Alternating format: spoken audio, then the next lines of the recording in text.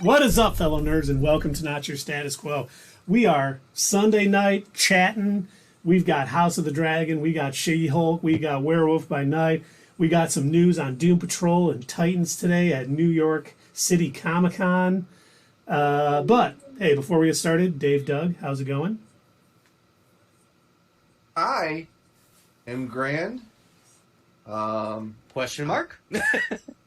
Yeah, I have thoughts and opinions on our shows. That's what we're here for, though, right? And, I'm a little disappointed in my Bears today. It has to be Sunday. We're talking comics, but I drop a football thing every Sunday for some reason now, too. Once again, I was disappointed. So, Doug, how are you doing? Well, Dave, let me tell you, I am outstanding. Once again, I don't have any sports worries on my mind, so I'm doing great. We got a lot of awesome stuff to talk about tonight. We had our Halloween special that I almost forgot about, and if it wasn't for Keith reminding me that it was even happening, I probably would have missed it. But thankfully, I did get a chance to watch that, and I can't wait to chat about that later tonight. And with that, Keith, sir, how are you doing? Well, gentlemen, I am tremendous. It's my birthday weekend. Had tacos and beer last night at the Taco Hop. Unfortunately, today my Packers did lose. But, you get rid of the best wide receiver in football and try to replace him with rookies. Well, sometimes the offense, to quote the critic, it stinks. So, yeah, not as fun. But I'm happy to be talking to my fellow nerds, talking about all the great things that came out this week. We've got so much going on that we should probably get right in. What do you guys want to start with? Should we start with She-Hulk? Should we start with Werewolf by Night? House of the Dragon? I think because the past couple of Sundays, as we've been getting into things, we've been reminded by those that are in the chat that House of the Dragon's getting ready to start. Why don't we actually start off with that as kind of like a refresher before those of our audience that end up leaving take off to go watch the new episode tonight? That's a good idea. All right. So let's push over House of the Dragon. Why does that picture look weird? Looks like you got Marvel something behind it. I recognize that logo. There it is. You're right. Now let's push that over. She-Hulk was behind it. I didn't know it was still on. Well. There it goes! House of the Dragon. Let me find my notes here. Well, my opinion, this could have been the best episode of the season so far. We had the time jump. We saw so much going on. I mean, I don't even know where to begin. I think my favorite scene from the entire show was when Alicent and Princess Rhaenyra were kind of arguing between the families, and Daemon was just sitting there doing this. It's like, wow, all this drama's going on, and I've done none of it. It was so great. I have to disagree with you a little bit. This was not my favorite episode. And I'm going to sound like an old person for a minute here, but I had to adjust my TV because there were so many scenes that took place at night. It was difficult to see what was going on. At one point, somebody had stolen a dragon, and they were kind of flying around with it, and I'm like, I think I can tell who that is. I think I can see what's going on, but so many of these characters look alike. That is not a racism thing. I swear to God, they all do. They all have silver hair and pale skin, and they don't really show up very well when you don't have any sort of backlighting. And somebody had put up a picture saying, why couldn't they have filmed this the way that they did, like the old Lord of the Rings movies, where you can tell it was at night, but they had backlighting around the characters, so you could still see them and see what was going on. It doesn't have to be, your screen doesn't have to be pitch black. But I'm sitting there trying to find, what setting makes everything look best, and I think my TV setting for sports actually illuminated it enough. So I was like, all right, well, I guess that's how I'm watching House of the Dragon, because so much of this is at night. Yeah, it was nuts. It was really dramatic, and wow. I mean, I know that George R. R. Martin said that he based a lot of his writings on the War of the Roses, the real historical war that took place, in what was it? I think 1200s or something like that. And I know that a lot of internal family issues were happening. There was cousins and brothers and sisters and all these, the French king and the English king and the king of Norway and I think the king of Spain. I think they were like all related to one another, and so they all had claims to the throne. And so there was a lot of murdering and deception and intermarrying going on, and you could see that in not only Game of Thrones, you could definitely see it in House of the Dragon. And holy shit, I mean, that part of it where they're like actually breaking down, okay, we're going to fake murder this person, we're going to real murder this person, just in order to make sure that you're on the throne with no disputes. You know that the one the one thing you talked about with the fake death. You know, for those of you, Absolutely, Keith. Oh yeah, absolutely. Thank you. You know, Yeah. I appreciate it. Princess Rhaenyra's husband, who was a good man, she even said so early in the episode, and then he liked to do the company of gentlemen, and this was known going into the marriage, and they had a deal, and she was like, you know what? Let's figure something out here. And in the books, they actually killed him. But I like the change they had here where they didn't kill him. They faked his death, burned another body to make it look like him. So everyone would think he's dead and he's running off with... But now he can go off and actually live the life that he wants to live. Yes. So I like that because he was basically a decent dude. And killing him off like that would have sucked a little bit. So I'm happy they kind of made that change. There are a lot of parallels between this show and Lord of the Rings. Or not Lord of the Rings, I'm sorry. Rings of Power? No, not Rings of Power. Game of Thrones, sorry. There's a lot of parallels between this and Game of Thrones, where there was another character that was in a similar situation. That was Lord Renly. And he also enjoyed the company of gentlemen, but he was not very willing to kind of, do what needed to be done to help out this coupling that he had been stuck in. Instead, he kind of wanted to still do his own thing, and unfortunately, he did meet a real death in Game of Thrones. So I do like that there continues to be these little parallels where it's like, I feel like I've seen something like this before in Game of Thrones, something like that, but now I'm witnessing it again in House of the Dragon, just done a little bit different. Yeah, they're changing things up. A lot of the things remain the same. But there was, so much went on in this episode. We had Prince Aemond claim Daemon's ex-wife, her dragon, and her kids weren't happy about it because they wanted that dragon. Ended up fighting, and he got his eye cut off. And I was laughing when the kid's like, that's a pretty good trade. My eye for that dragon. It was like, yeah. And, Otto Hightower was even like, hey, that kid got us a dragon on our side. You can't beat that. You see how well he knows the game. And, Alicent is finally kind of learning it. Princess Rhaenyra is kind of like, she's understood it her whole life, but she's always kind of shied away from it. And now, obviously, she knows things are coming to a head because Alicent ended up cutting her. Questions for the legitimacy of her kids came into question because we all know it's not her husband's kids. A lot so that came up and they ended up a big fight. And the king, who was just doesn't want to admit anything is wrong. No, he's really digging deeper into the sand on it. Like, if anybody questions it anymore, and he said this a couple of times, like, if anybody brings it up again, that's treason. It's, because you got to also think about it from his point of view. He really didn't think when he named his daughter she was going to be his heir, she was going to ascend to the throne. He not only announced it and he made it so, but then he had all the lords come and swear loyalty to her. So he's already made a big to-do about it. And he's already told everyone that this is going to happen. They've all had to swear loyalty to her.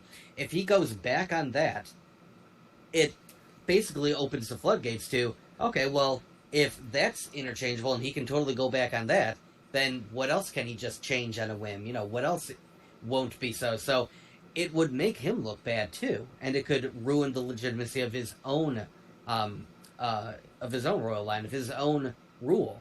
Yeah, well, and we all know that this is still going to erupt into violence to the Dance of the Dragons. Yeah. Unfortunately, he's done nothing to stop that. He's not the best king. He means well, but he really is just like, oh, they're But legitimate. things Come kind of on. happen. Yeah.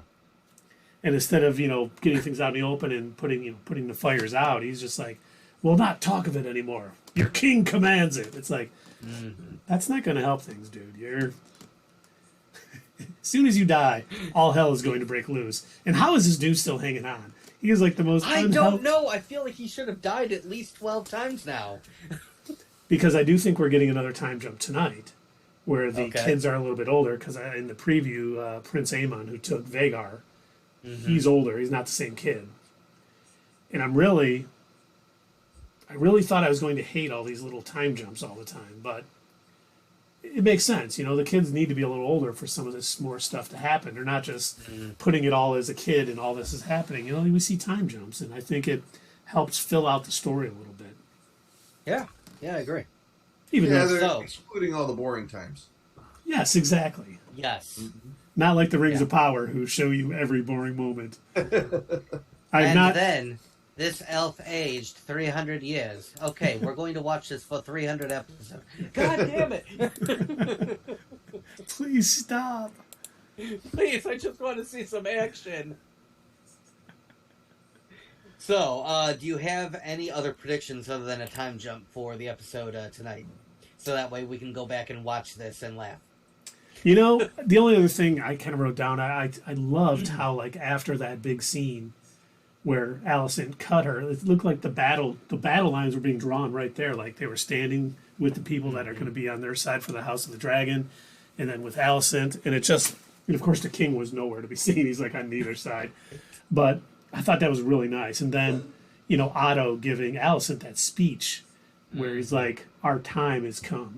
We are about to win this and everything. And, he has been reinstated as the Hand after, Littlefinger Jr. murdered his father and brother to, bring him That back. guy is insane. I know, but did you see? I love the scene on the ship when they were coming back. And she's like, there's nothing now, but I may call upon you soon. I need someone with your discretion. And I was like, okay, she's starting to figure out that she can use this guy. And obviously he's okay with it because he thinks it's going to increase his power and all this other stuff. They're just doing a good job of building everything out before it all happens. And doing it in an interesting manner. Unlike, once again, I hate to bring it up, Rings of Power. Rings of Power, who yeah. The first 5 episodes were, hard to stay awake for. I haven't seen the new one this week, but I mean, last week's was the best of Ring of Power because stuff finally started happening.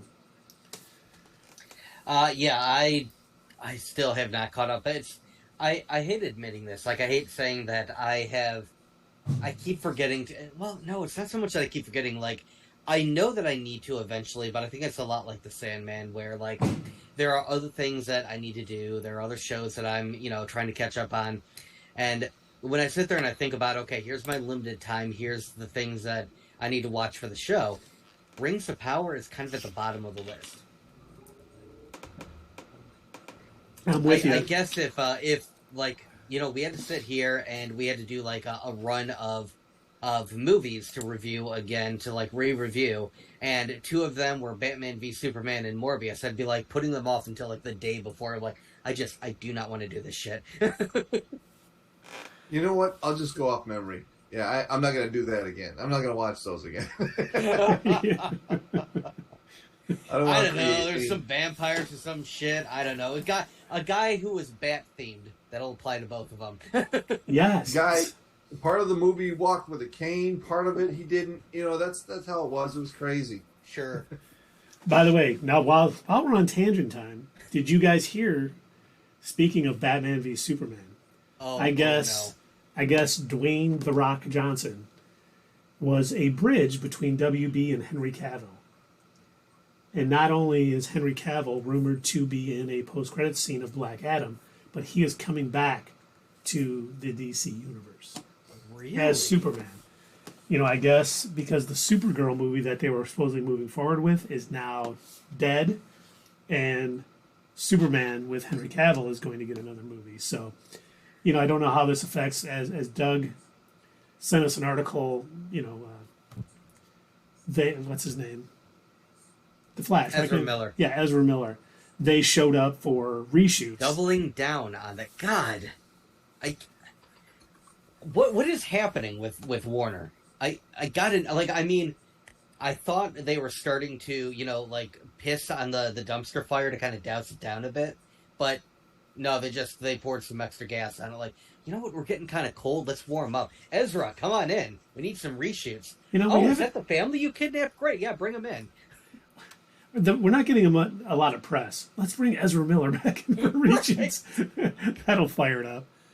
But I just wonder if some of the reshoots were to bring in Henry Cavill into the Flash. Just the timing of it seemed kind of thing, which, we talked about before. There was a rumor that Henry Cavill was going to be playing Doctor Doom in the MCU. I think if he is coming back to play Superman in DC, I don't see him being Doctor Doom in the MCU. I mean, between The Witcher, Superman, and Doctor Doom, the guy would never have a spare moment. Well, you gotta get it while you're young, right? I guess. It's true. That's a good point. No, we'll get another like late night talk show, and it's gonna be what's his name again? Michael Keaton. He'll be on there again, and they'll be like, "Hey, so we heard that there's some reshoots to the Flash. What were you brought in for? Vulture stuff. This is DC. Oh, then I guess Batman stuff. I don't even know. I was drunk. I just grumbled some lines. Yeah. Grumbled a few lines. Voiceover work. Oh, look, they're calling me back. They said I accidentally said Spider-Man. Oh well. Do you bleed, Spider-Man? Michael, this is DC. Do you bleed, Blue Beetle? This isn't a Blue Beetle movie. Come on, read your line. Oh yeah. Oh, there you go.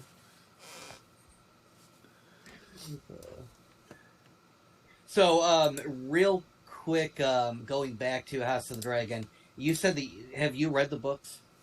I have not. I have not. You have not. Okay. I also have not, and I was curious. You know how in again talking about like British kings and everything. You know how like if you look at the list of all the rulers, it's always like some sort of title like Norman the Wise and Pliny the Weak and all that. What are they going to call Viserys? Like what is his kingly title going to be? Viserys the let's not talk about it. The Wembley. The Wembley. You guys are all making such good points. I don't know if I. The waffle. The waffle. Guys, can we just get along? Look, I understand you lost an eye. It's cool. We lost a dragon. Basically the same thing. Oh, in our. I was going to say, in her House of Dragon review, is I miss Little Rhaenyra. The girl who played her was fantastic. And I do miss her too. I do think the new girl is good, but maybe we'll get used to her. But I feel bad. That girl was a good enough actress. She could have played Elder. Millie, what was her name? Alcock. Yeah. A great actress. I thought she did an excellent job. Yeah. And are you all caught up, Carrie? Oh, how many seasons is the show supposed to have? I don't know. I'm assuming there are at least 2 because, we haven't even gotten to the Dance of the Dragons yet. And I got a bad feeling what's going to happen because the show's not coming back for season 2 until 2024. You got a bad feeling about this? I got a bad feeling that the end of it is going to be like the king dies in episode 10. And then like everyone's ready to battle. They're like, okay, let's go. Dun, dun, dun, dun, dun, dun, dun, dun. And we'll see the credits. It's like, because we only got what was this episode? Was it 8? No, it was 7. So we got 3. 7, we got 8, 9, and 10.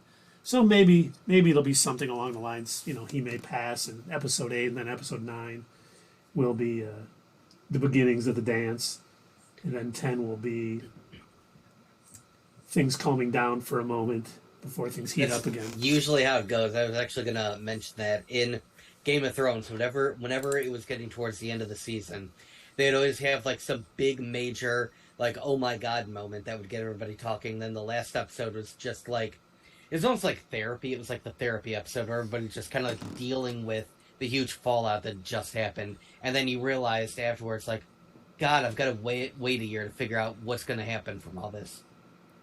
They did that same thing with what was that show? The Luke Cage. Yeah. It's like the second to last episode was the one you didn't want to miss. You know, the last episode was the one that started off. You had 5 minutes of action, and the rest was just rehab. Yeah, pretty much. You know, and it's hard to imagine how much of the dance we're going to get this season because there's only 3 episodes left. And if they do, you know, do the Game of Thrones thing where 9 is nuts and then 10 is the slowly bringing it down and getting everyone into a spot for next season, there's going to be a lot going on. And I mean, these episodes have been over an hour, almost each one. So, and, you know, completely worth it. But, you know, we did just get a comment. Hope I can see it tonight. I mean, actually make it out. We were talking about that earlier. I mean, it didn't bother me as much. I'm old and don't see well anyway. So I was like, is it really dark? Well, nothing's going on. They're just talking. I can deal with it. Yeah, no, I was literally, as I mentioned earlier, I was fiddling with my TV settings, so trying to figure out, like, you know, and look at my clicker. Okay, which one is... Oh, and by the way, I've got an Apple TV, so my TV remote was also controlling the things going on with the Apple TV too. So it's like fast forwarding the show while I'm trying to change. I'm like, no, stop doing that. Hold on. I'm like, I'm trying to find, like, okay, what setting is going to help me see in the dark? All right, do this. Okay. Now the Black Knight kind of looks a little blue. Let's go with that. That'll work. And we did get it at in the last She-Hulk. Who do you think the intelligentsia guy was she had in her hands at the end? I think it was just a minion, a henchman, as you will. I don't think it was anyone. You know, the leaders aren't going to get their hands dirty with that. But we're going to be talking She-Hulk here in a minute, so you know, stick here. Yeah, Carrie, I totally agree. It was definitely dark, and I mentioned to the guys earlier that somebody had said, you know, they brought up and showed a picture of Lord of the Rings and showed how all the characters, it was nighttime, but they were backlit. And they used to do that in movies where, like, if there was a nighttime scene, they still had some sort of lighting effect. And sure, it's not, like, exactly realistic, but you can at least see what's going on. And personally, I appreciate that more. And I wish they would shoot House of the Dragon the same way, so that way I'm not sitting there squinting and going up to my screen, closing the blinds in my house. I'm like, okay, what is happening? Hold on, you know what? Let me turn on subtitles so I can at least read what they're... Oh, it just says, in Valerian. Okay, great. Yeah. I mean, they got so much backlash online about how dark it was. I don't think they'll make that mistake again. Unless it's already shot for episode 8 or 9, I don't think they'll do that again. They're quickly running to the editing room. Oh my god, oh my god. I didn't buy the excuse they gave saying it was shot that way. They probably did think, let's do this. Let's make it dark, you know, so it's people understand, you know, they're in the middle of the night and it's this, you know, risque partnership they're going in. But I think everyone was like, am I missing something? Is my TV bad? You know, I don't know how many times. Oh, did my picture tube go out? What's going on? Call up, you know, Best Buy. Hey, do I still got a warranty on this TV? I can't see anything. I think something went out. Yeah, and Carrie, it's always dark, even though GOT and it's annoying, hard to watch. There has been times where I'm just like, I cannot tell a thing that is going on right now.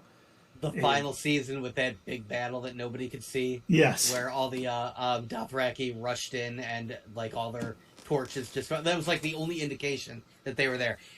I think with that one, although it was annoying, I was a little more forgiving because I got what they were going for. Like, you could literally just see the torches, and as soon as all of them went out, you knew that they were all dead. And it's like, okay. For the purpose of drama, I get why they did that. No. Yeah, I mean, sometimes they have to shoot things a certain way because of budget restraints and other things, but yeah. Oh, and thank you for the sub. We appreciate that. Sub holy crap, we got a sub. Nice. That's always very nice. We're going to be talking She-Hulk in a minute. I don't know if there's anything else with House of the Dragon. I mean, I guess at the end, you know, Princess Rhaenyra, you know, kind of marrying her uncle, Daemon, to kind of show up her power. And I mean, it's definitely everyone is getting ready for this big battle. I think it's been well done up to here. I hope they do a good job with the battle. Oh, we appreciate, you know, the Prime subs. We do it ourselves. And we're happy to have you on. Stick around. You know, we love we love chatting with everybody. So we hope you stay around. I think we're moving to She-Hulk now, unless anyone has any more House of the Dragon, which is coming on in 32 minutes.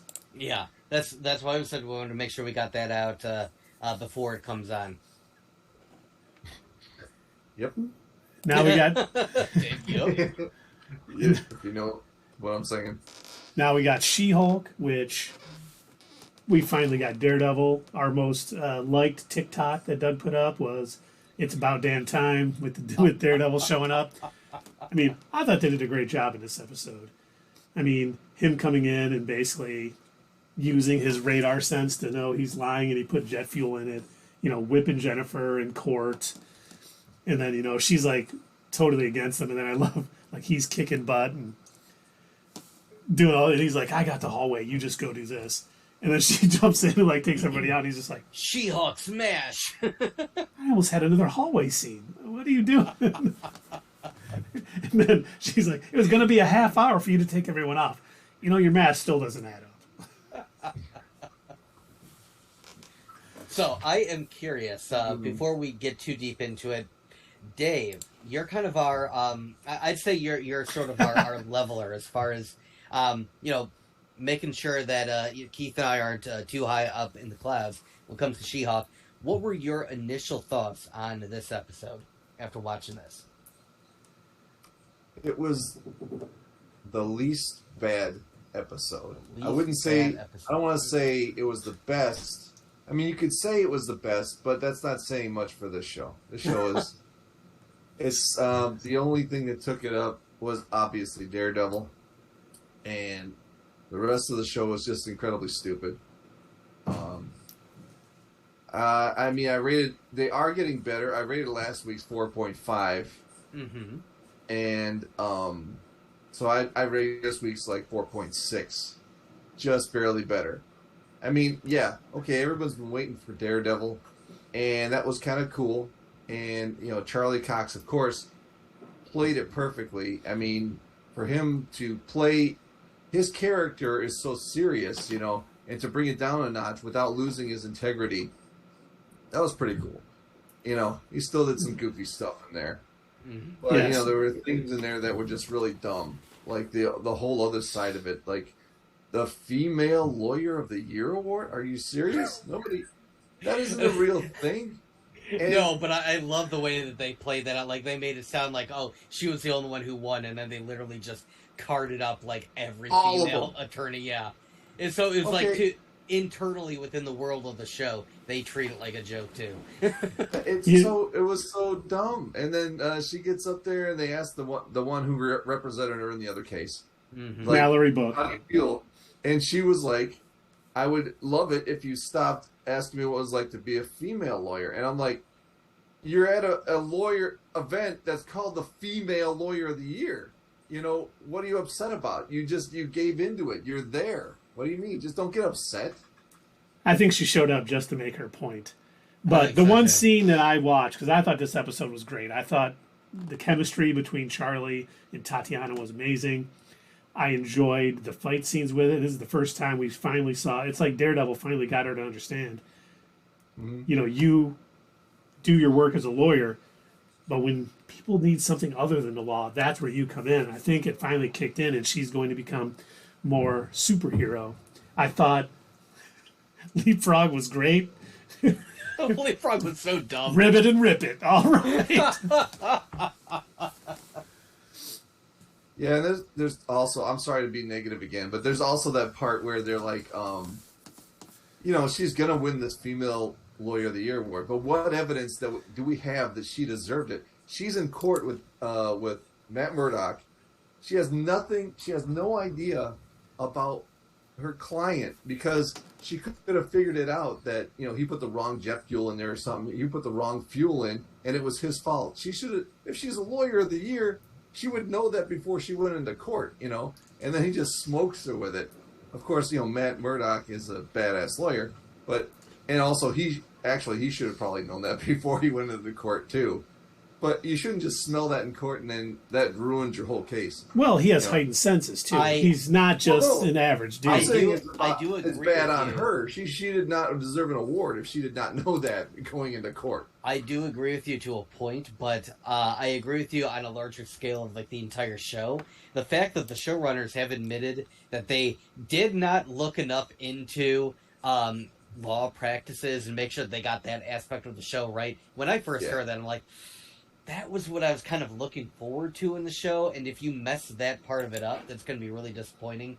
And yeah, I do have to agree that they really dropped the ball through this entire series so far. Mm-hmm. And I hope, if it does get renewed for another season, I hope they get better with that and they actually bring somebody on the set who is a lawyer and can instruct them how a court scene should play out. Because, yeah, you can't keep making it out like, you know, all of the lawyers in this role, all of the attorneys are just, like, friggin' amazing, and none of them are doing any of the initial legwork prior to coming to court. Right. Well, remember, too, this is kind of a sitcom. They're going to have situations. This kind of plays in with Dan Slott's run on the thing, where they're supposed to be great lawyers, but they do stupid shit to get people off and do all these other things. Literally everybody. You didn't announce Keith's silver lining. Oh, yeah. Now, silver lining. See, the one scene after Charlie and after Daredevil and She-Hulk got busy in her place and he was doing the walk of shame, I'm like, okay, Dave is going to hate this scene more than anything else because he's just... It's not really a walk of shame. He won. He got what he wanted. No. Somebody used a better phrase. Instead of walk of shame, they called it the... oh my god, what was it? Like the strut of something. And it was like way better sounding. And now I wish I had written it down because I knew we were going to bring that up and I forgot what it was. But it was like so much better sounding. And somebody had even pointed out saying, oh my god, I wish that when I was leaving like a dorm room or something, I had heard that line instead of walk of shame. Yeah, I don't know why that would be a walk. We do got some comments here. Well, with them focusing on the court side so much is a big issue. Yes, but it's not intended to be a court show per se. I know it's She-Hulk Attorney at Law, but it's the superhero side of it and the comic book side of it. And yeah, Carrie did say in the real world lawyers, they have these annual awards or just popularity contests the firms pay for. And obviously with her being a part of the firm she's with, they would definitely want to get her name recognition out there because that's going to lead to billable hours and all that other fun stuff. The strut of satisfaction. Stride of pride. Stride of pride. That was it. The stride of pride. And I saw that and I was like, I like that. That's good. I got to remember that. And then, of course, I instantly forgot it. Because I am a hack and a fraud. Well, you know, then if they focus more on the Hulk side, it would be kind of meh. And I do think, you know, we've already seen some Hulk stuff, so they needed to do something a little bit different. But I do think with how this ended, you know, she's up on stage and Intelligentsia sort of starts playing everything they took from her phone, all the videos, you know, calling her a slut, and just basically showing all this stuff to kind of defame her. And we did start to see it's no longer the sensational She-Hulk. She was starting to get savage. And I don't know if they are going to continue that plot line down with her losing control a little bit. Yeah, I was gonna say, like, I noticed that she was like grunting, and it almost looked like you know, she had no control over what was going on. Like, she wasn't really seeing clearly, and it wasn't until like they were yelling at her, you know, Jen, stop, and they had the Department of Damage Control agents surrounding her, where she finally was like, oh, okay, all right, wow, shit, I guess I give up. Guess what? In my eyes, they can't completely fix this show, but if they make that into some kind of arc where she realizes how she was over the top, thought she had it all under control, but now this shows her that she doesn't, and she learns from that, that would be a big plus for the show. And I think that's absolutely where they're going. You know, she was so... Absolutely where they're going? She was, you know, we talked about this earlier, you know, Dave was like, well, she's totally undermining Bruce's journey, and I think this could be that gap to her understanding his journey a little bit better, because, you know, this just pushed her completely over the edge, and she lost control. She was always saying, I deal with this all the time, I won't lose control. So I think it's a good step into the next episode, because they showed that intelligentsia knows how to push her buttons and knows what to do to kind of make her lose control. Of course, that intelligentsia guy she grabbed, if the Department of Damage Control hadn't stepped in, he probably wouldn't have been so happy they pushed her buttons, because she looked like she was about to go Black Adam on him. But did you guys notice the guns that the Department of Damage Control had pointed at her? Yeah, what was up with that? It looked like those sonic guns that they used on the Hulk in the Incredible Hulk, like a mini version, like a stark mini version of it. And I was like, oh, that's pretty cool. Because we know that's so something. cool that they make that reference, because that still stops them. As they proved with the collapse on the island, Yeah, My Hulk, question. will stop them. My question is, how did they get there so fast? Were they already there? I think Do you think the intelligentsia clued them called in. them in? Yes. Mm. Because otherwise it would make no sense that they're just there. Unless, Hey, you someone. got no proof. Either that, or the agents are constantly following her around, waiting for her to snap. Yeah. They could.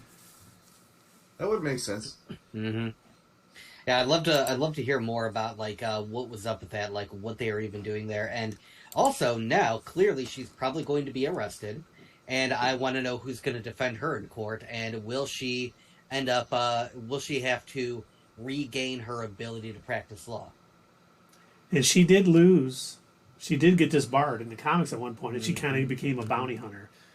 So I'm chasing wondering Bale. now, is this going to be the thing that drives her into pursuing more of like a stint with the Avengers or something? I think she got her, with great power comes great responsibility talk from Matt Murdock. So I think that could be. But I do have a what's next, what I think is going to happen in the next episode. Okay.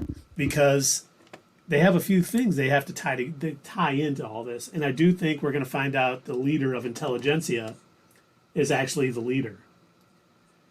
And I think one thing he is going to do, he's going to power up Titania to be more on a power level with She-Hulk, so it's not so one-sided. And I think, I've said this before, he finally got her blood, and I think this is going to lead into Captain America New World Order with him, creating all of these Hulks.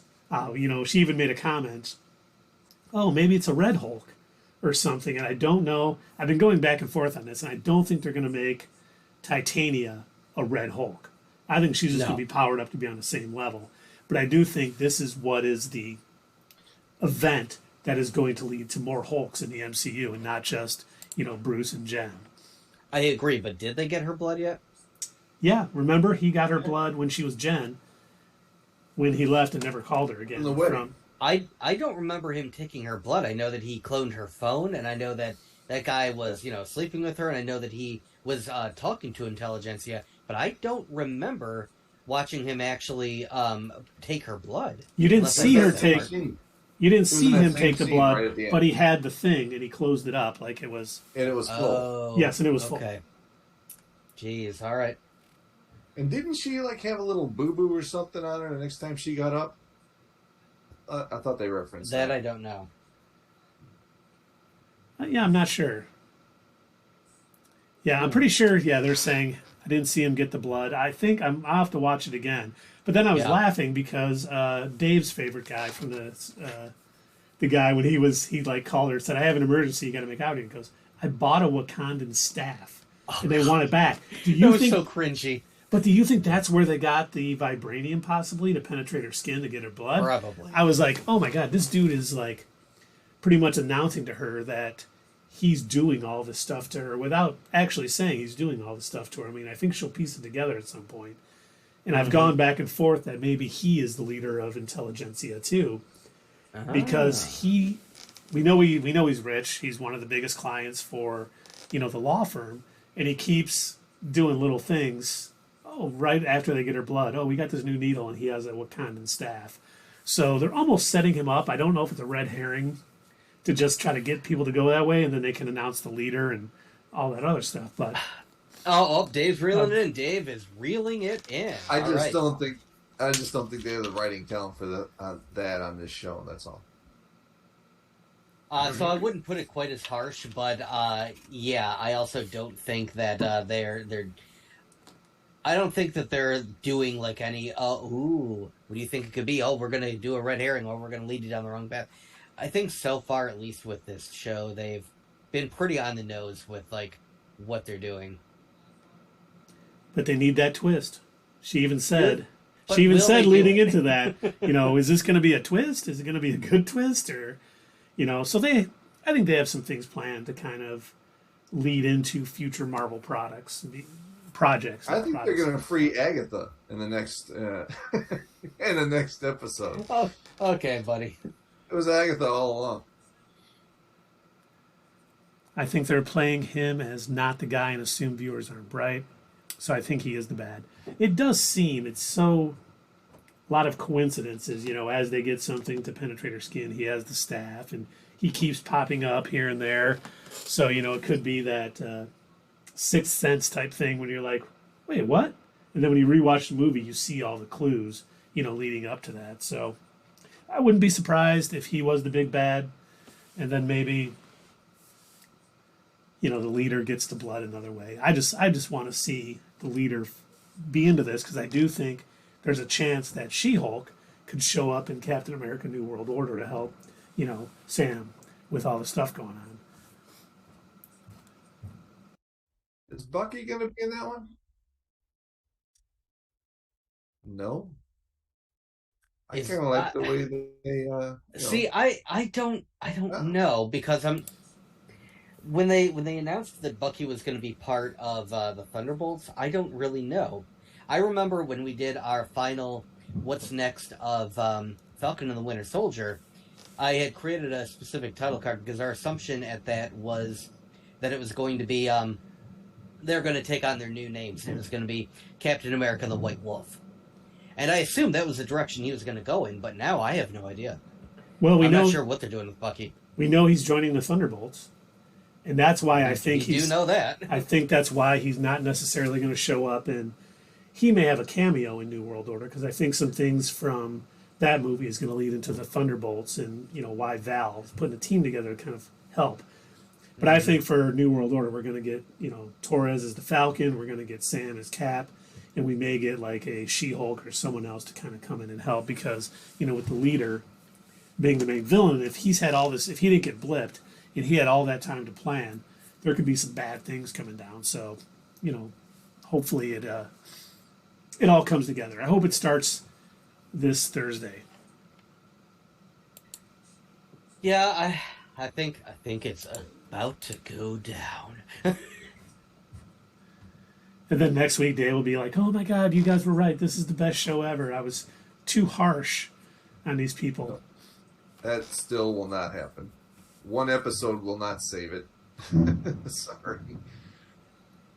I felt that way about a lot of the final season of Clone Wars because they had so many final seasons. Sorry, Keith, I'm doing a real quick tangent time. Oh, wait, hold on. I'm ready for it. There we go. Okay. All right. Oh, so real quick tangent time. That's how I felt about the final season of Clone Wars.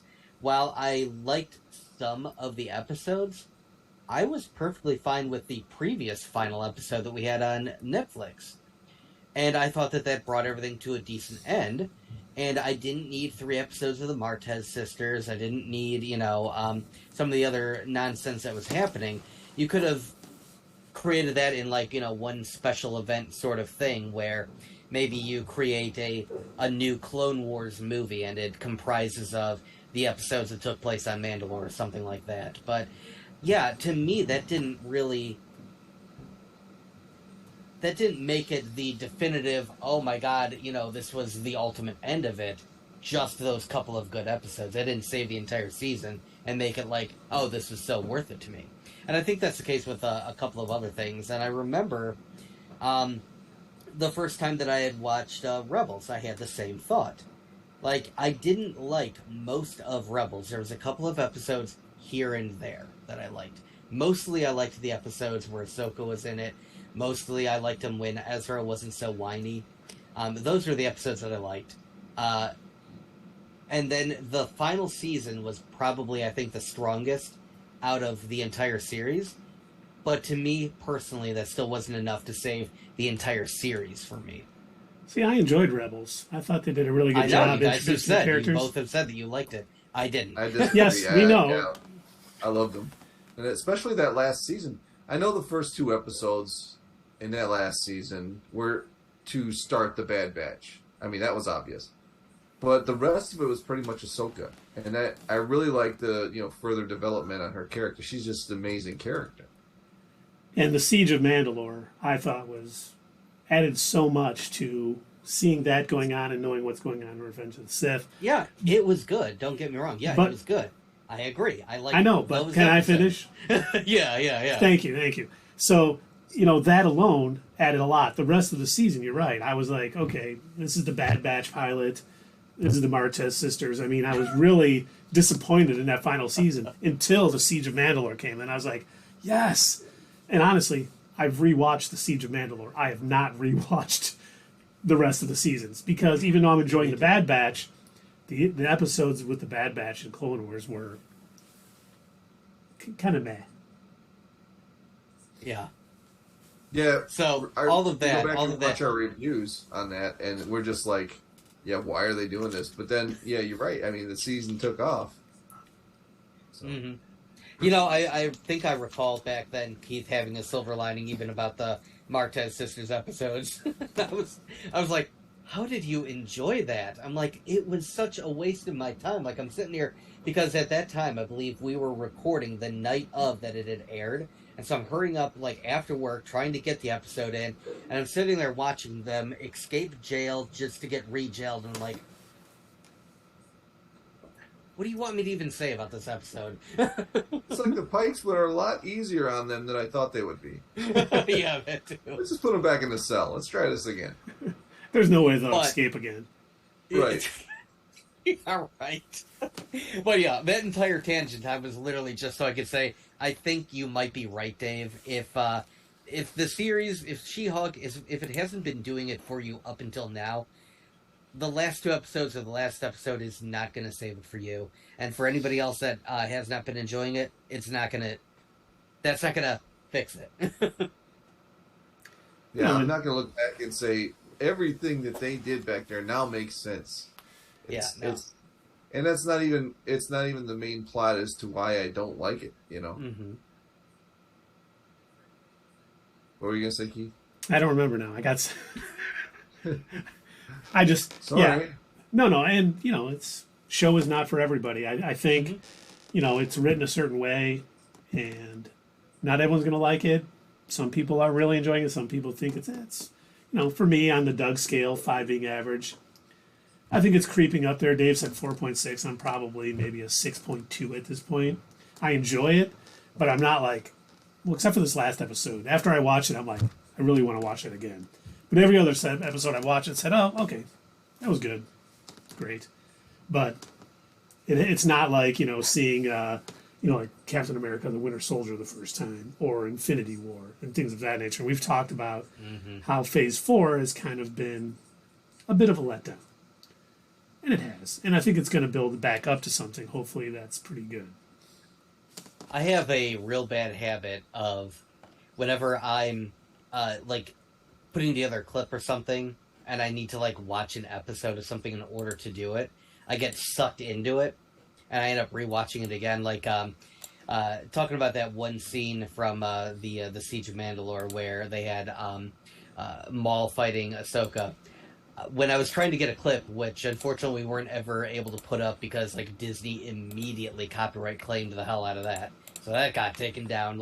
I tried changing the sound, I tried altering the video, could not. Disney would not allow it, but it was an excellent scene. So I ended up rewatching the entire episode just so I could get that small clip of them fighting.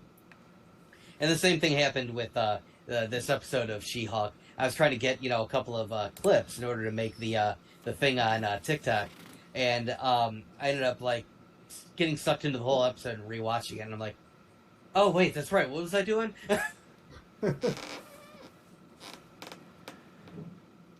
Do you guys have anything for what's next for She-Hulk, or No, I really don't. Like you guys know, I really can't put any stock in it. So if you guys got a what's next. Well, I just had my Yeah. one with the leader being intelligentsia, and Right. Well, what you I got? I don't think I have any. What's next? I don't. I'm not sure if I have anything to say because and again, I don't mean this as an insult, but I think this show has been pretty like they're sticking with the whole sitcom thing where everything's been kind of on the nose as far as like what they're showing you what you're going to get, and so I don't know. As far as I know, what we're going to get in the series is we're going to have to deal with She-Hulk having to go through a legal battle to figure out what she's going to do now that she's in trouble with Department of Damage Control. Maybe Matt will come back and help her out, but who knows? Maybe not. Maybe it'll have to be like Pug or somebody else on her team that's going to have to represent her. But either way, I think it's just, what we already pretty much assume is going to happen in the series is what I think is what's next. Pretty much what they've told us.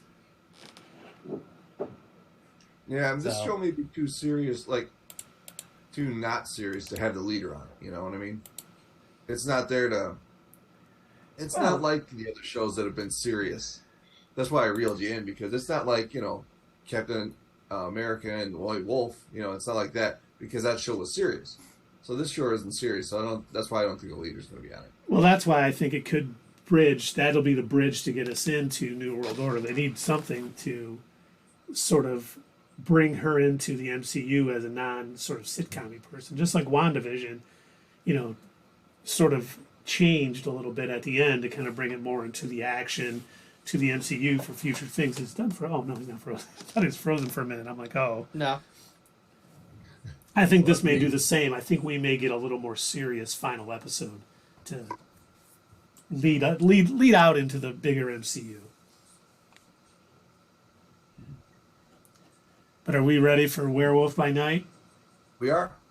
I think we are, but I will be right back. I need to get another absolutely drink. Excellent. And while you said it, for those of you playing the home Absolutely, yeah. game, every time we say absolutely, you got to take a drink. Oh, look, and Doug put his picture up. What a dapper young man. That looks like something he uses for work. I think that Probably. is. That's his Outlook picture for work. But we'll wait for Doug. Everyone out in the chat, have you guys seen Werewolf by Night yet? It is definitely something you should not watch with the kids. Carrie, I'm thinking of you. It was a little more intense than I thought it was going to be. I'm glad I did not watch it with my 6-year-old, even though he wants to watch it. Yeah, not a good idea. Not a bad show either. And when it was over, I was like, man, they should have another one. Well, Carrie said I didn't even know it was a thing. Yeah, it's a Halloween special. Came out, dropped Friday on Disney Plus. It's about 55 minutes long. It's basically just a stand by itself little story about Jack Russell, the werewolf by night, and Elsa Bloodstone. And I won't say any more. I don't want to spoil too many things for you, but it's definitely worth a watch. It's very, very stylistic. We were just commenting on how dapper your picture was, young man. Oh, well, thank you. That is my business picture for when I'm doing professional businessy things. We all got to do our businessy Werewolf? things. What was your I mean- overall thought of Werewolf by Night? My overall thought, I enjoyed it. I really, I kept chuckling, and every time there was like a little, what I would call an Easter egg, whenever they did like a reference or a little, an homage to like older horror movies, and I I loved the whole Butler walking up and winding up the coffin to like make this animatronic corpse come out and move his hands like some Chuck E. Cheese thing on the Fritz, and I'm just like, this is great. Like, it's You know what supposed that to be reminded like me of? what? You know what that reminded me of? No, what? Big. Tom Big? Hanks. Oh yeah, with yeah. Sultan. Yeah. Yeah, that's exactly what it was like. And so like I knew what they were going for with the with the whole like, oh, this is all supposed to be like a big horror thing, and like, but at the same time, I knew that they were, you know, sending up like a love letter to old movies of that same style while still bringing in, which is why a lot of it was in black and white, but um, also it was still set within some realm of the MCU. I just don't know if it's in the universe that we're used to because I so far the reason why I'm still a little unsure. I haven't heard word of like literal monsters existing in the MCU that any of the heroes have brought up. Like Well, they I, haven't I been a regular enough occurrence to me anyway. I think they're going to. I think Blade is going to change that a little bit. But one of the things, I mean, it's funny because I was thinking about this when Man Thing showed up. Man Thing in the comics, he is like the guardian to the nexus of all the realities. Okay. He's kind of there. And Iron Man 3, Ellen Brandt, the character from that, she's the one who basically was there when the Man Thing became the Man Thing, when Ted became the Man Thing. So that was kind of a Man Thing reference. And remember, in Thor Ragnarok, Man Thing was one of the champions that was on that sort of thing. We had the Bi Beast, we had Man Thing, and we had Beta Ray Bill.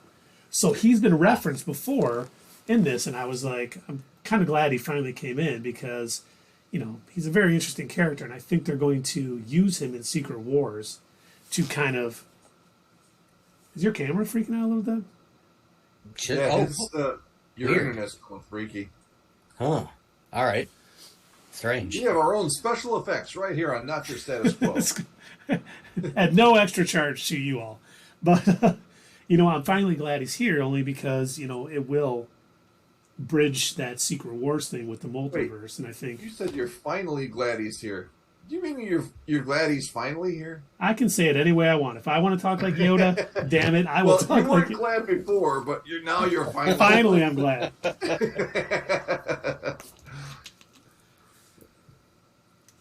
But honestly, with this too, I mean, I'm a little older than most people, but it really like brought up some nostalgia for like the Sir Graves Ghastly movies, and the Ghoul and all that stuff. I mean, they really went out of their way to make this very styled like those old horror movies, and I really enjoyed it. I mean, it was 55 minutes, but it felt like it went by in like 25 minutes. I was like, that was so good. I'm so excited. I hope they do more. It did go by pretty quick, but I enjoyed it. At the end, it's in color. So what does that tell you like about the timeline? Where is that in the time? Did you notice what song they played when it transitioned to color though too? No. Somewhere Over the Rainbow. Oh yeah. You know what? I did notice that. To me, I thought that was a reference to Wizard of Oz. Yeah. So I assumed that's what they were doing.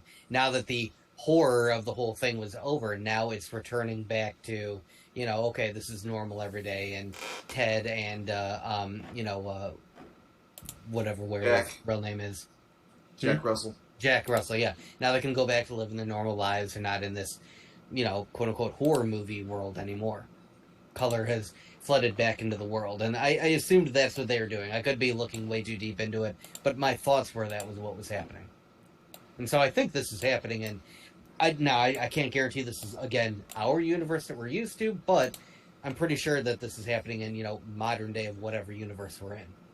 Yeah, they did say this is part of the MCU, right? It is, yes.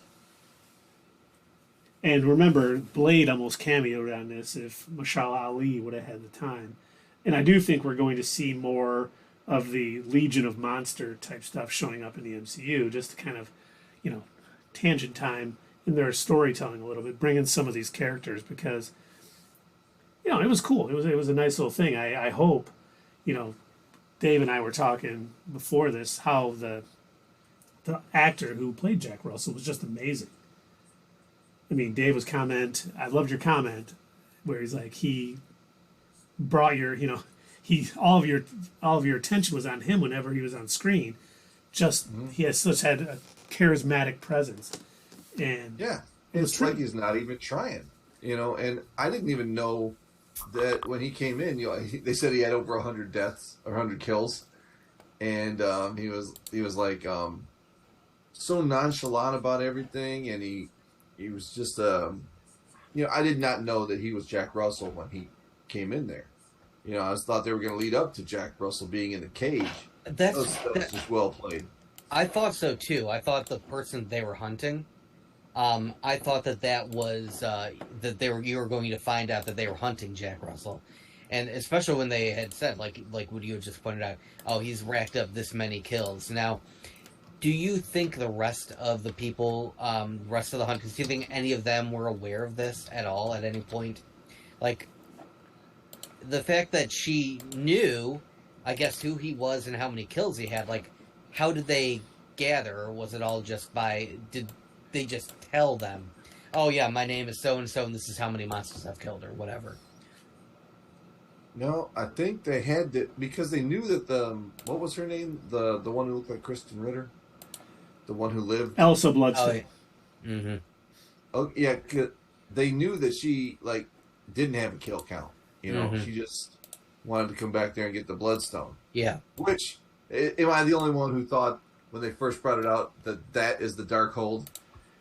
I didn't think it was. I did. When I saw it, I was like, how do they have the Darkhold? Then I'm like, oh, when does this take place? And then they opened it up, and the Bloodstone, I was like, right. You guys got me. No, I assumed the Darkhold was still destroyed from Multiverse of Madness. Until you had brought that up as a possibility, I'm like, I wonder if they were trying to go for I wonder if that was what they were attempting to do in this show, was confuse people with that, but I don't know. Yeah, no, I didn't think that's what, my thought was, I didn't think that's what that was on display. I just assumed it was some sort of, magical object. It was the only thing that had color. So I was like, okay, that's cool. Yeah, I think they were just maybe showing the parallels between that and the Darkhold. But I was with you, Dave. I was like, oh. Huh. Then I'm like, oh, this takes place in the past or something or another. Yeah. We've never gotten it. If this takes place in 1930s, then yeah, that's the Darkhold. I should have sent you a text. Pumping the brakes.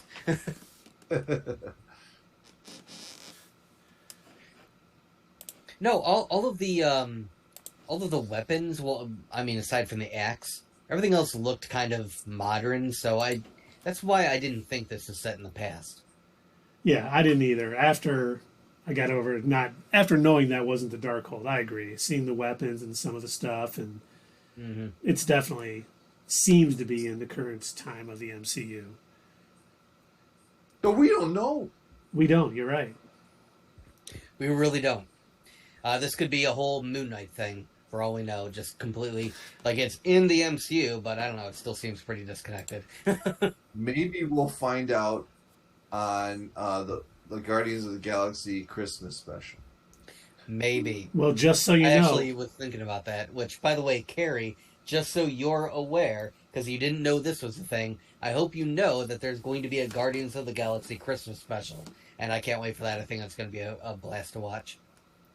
Uh-oh. Go ahead, Keith. I moved it over to Tangent Time because Oscar Isaac was at New York City Comic Con today, and he hinted at Moon Knight Season 2. And I know that Dave and Carrie and Doug will be overly excited about a new season. Yay! Hey, well, at least it will be better than Season 1. Oh, you don't know that. I guarantee that. It can't get any worse. That's all I'm saying. Are you sure? I don't think so. I think it could definitely get worse. Wait, what? Carrie, what are you going to skip? With that comparison, I think I'll skip. I think she's talking about Werewolf by Night. Huh. Because I think you would enjoy it. No. Carrie, I wasn't saying that it was as bad as Moon Knight. I'm just saying it seemed, at the moment, because we don't really know when or where this takes place, and the fact that they introduced all these monsters. Oh, she's got a commercial. She can't hear you. All right, well, I will give it a minute for her commercial to be over.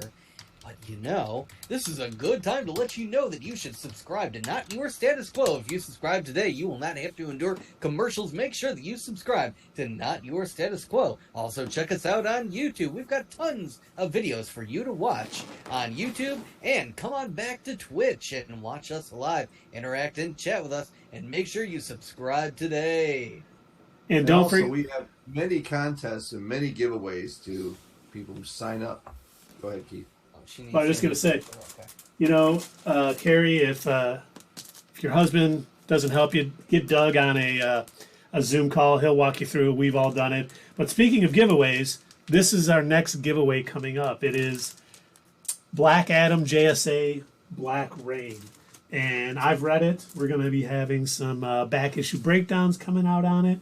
I've been getting those ready this weekend, and it's fantastic. So be on the lookout for that. If you're not subscribed to our YouTube channel, go out there. We do have a lot of giveaways. Mm-hmm. We do a lot of other stuff we don't do on Twitch. So check it out. If someone could throw our link in the comments, probably be a good idea. What else was I going to say? Oh, what did you guys think of Jack's transformation when they brought the Bloodstone in, and he's like, "Oh, we've got 5 days. We're fine." And then she's like, "They're bringing the Bloodstone in. It's gonna be 5 minutes." I just the look of horror on his own face, like, oh shit. Okay. I'm sorry from what I'm about to do. I'm sorry for all of it. I really like the way they kind of handled it by, seeing part of the transformation in the shadows, because the budget for this was extremely low, and I was really worried about seeing him. I was, especially when I'm watching it, I'm like, okay, they're taking so long for him to become, the werewolf, that it's going to be bad. But the way they handled it and did the practical, effects to kind of make him, I thought they did a great job. And the fighting at the end was pretty good. Did you guys, anyone else think those were TVA agents? Yes, during the preview, I did. During the initial previews, I'm like, oh, whoa, are those TVA? The way that they all had, coming in with the shock things, I'm like, man, they really like expanded on the warp thing, but they're just not, dissipating people. They're just, outright shocking them. But then once I had the context of the show and I understood what was going on, I'm like, okay, yeah, these are just, Bloodstone Mansion guards, I guess, and again, just adding to the whole, this definitely takes place modern day because that's pretty futuristic looking. Yeah, they looked like they were a part of the modern day, where everyone else looked like they were trying to look like old timey folks. Who, speaking of looking old timey, who was the Dracula dude? The guy with the like thin, pale face. Who was that? I have no idea. I don't know if they were ever named, and it's no character that I know of. All right. So I wasn't really sure. The Scottish guy was really friendly. Before or after he was trying to cut people in half with his axe? Even after, it's like if he needed to, like, if we were doing battle and he wanted to calm me down so he could, like swing his axe and kill me, and while I'm like thinking everything's gonna be fine, he could do it really easy. He was really good with conversation. So we know your type. All right, Dave. Yeah. The bearded Scottish guys. I did like when he grabbed the axe back after she had to fight. She was holding him, and he's just like, oh, sweet. And then he had two weapons. Yeah. But even the effects, for those of you that are unaware of the Man Thing and his power, if you have any fear in you, you burn, basically. And I think that's what we saw with the Scottish Dave's guy. And then why Elsa was okay, and why, Jack Russell, as long as you're okay with him, and, he isn't going to burn you like that, but he's an intimidating looking monster. When he grabbed a hold of that guy, you just saw him just totally just get burned away. And I was wondering what the deal was with that. I'm glad that you explained that. I didn't realize that was one of his powers. And then we see it again with Elsa's stepmom, who was, I don't know who that actress is, but man, she was great too. She was like just so creepy and dickish. Yeah. She's been in other stuff. I've seen her. She plays that same role, but I don't know her name. Mm-hmm. I guess it'd be easy to look it up, but I don't like to do that. I like to try and get my memory good. My memory is so terrible. I struggle to remember half the actors in the things that we watch. Yeah, normally, I'm on it. I know these things, but wait, Harriet Sam, what's her name? Harriet Sansom Harris. Ah, say what else She in she's that? been in. Oh, she was in Frasier. That's where I saw her. Okay. Oh my God, that is where I know her from. Okay. Which, Huh? let's go back to Tangent Time. For those of you that didn't know, Frasier is coming back to Paramount Plus. Thank you. I'm What? here all week. Yes. Are you serious? Yeah, I wonder if Daphne will be on that show or Niles. I mean, obviously his dad is already gone. yeah. Yeah, it was kind of I enjoyed Frasier when it was on. I thought I was when it first came out, I was like, "Oh my God, a spinoff of Cheers! This is a terrible move." But Frasier was actually pretty good. But then I heard of the revival. I'm like, "Okay, we're starting to." Are these streaming services so desperate for Yeah, stuff? They're just. I'm like, they absolutely are. and maybe I'll be wrong. Maybe it'll be good. But I was not very excited to hear. Yes, Carrie Frasier is coming back to Paramount Plus. She has to. So I remember about a year or so ago, somebody had like made a fan made trailer of a Frasier reboot, and it was like extra dark, and Frasier was I don't remember what movie they pulled the clips from, but it starred so it looked like it was Frasier, and they had the theme song, but it was like echoey with no background music. And they just showed him going on like a killing spree and starting it's like he got fired from the radio, and it was like a Breaking Bad kind of thing. And I was watching, I'm like, I am Did he glad turn this is into a fan beef? made trailer. This sounds like on paper, it sounds like it'd be interesting to watch, but at the same time, I watched Frasier when it aired, and I do not want to see them do that to do this to that No. character. But now that you tell me that it's actually coming back, I'm like, oh, I still don't think I don't know that I would still want to watch that. Is it still going to be the same kind of sitcom style with a laugh track thing, or All I know is that they've ordered episodes, ordered it to pilots. But and interesting? yeah, Carrie said Lilith better be on. I hope so. Lilith was incredible on that show. Hmm. There was One of my favorite comedic lines on one of those shows all time was on Frasier. He was talking about something. He was I don't remember the topic, but he said somebody was protesting him. He said, "Listen, I want to tell you all right now that only some of the people who really know me know about me. I am not a man who will sit back and take this." And then Roz walks in. She goes, "Oh wait, oh they cut you off." He goes, "Well, how much did I get out?" And she plays it back and he goes, "This is, I am not a for the man. people who really know me, I am not a man." That's great. One of the funniest lines I ever saw on a show. see now. I got to tell you one of my favorite lines. It's almost similar. Scrubs. For those of you if you're familiar with Scrubs, and in this episode, Carrie Russell was guest starring, and JD was like sitting at the bar and he was drinking an appletini. And he's sitting there drinking. She sits down next to him. She goes, "Oh, nice drink. Does it come in hetero?" And he goes, "Yeah, but it's not as good." um, Speaking of Paramount Plus bringing stuff back, to people from I'm gonna say like so technically me and my sister are both millennials, but she's almost like she's like a later millennial sort of generation thing where a lot of the stuff that she grew up with I don't have any sort of I can't relate. And one of the things that were big when she was growing up was a lot of those Nickelodeon sitcom style shows, like your uh, not Kenan and Kel. I can't think of all the names of them, but the one that I'm The trying to get Sweet Life to, of Zach and Cody. that was Disney, but yes, same idea.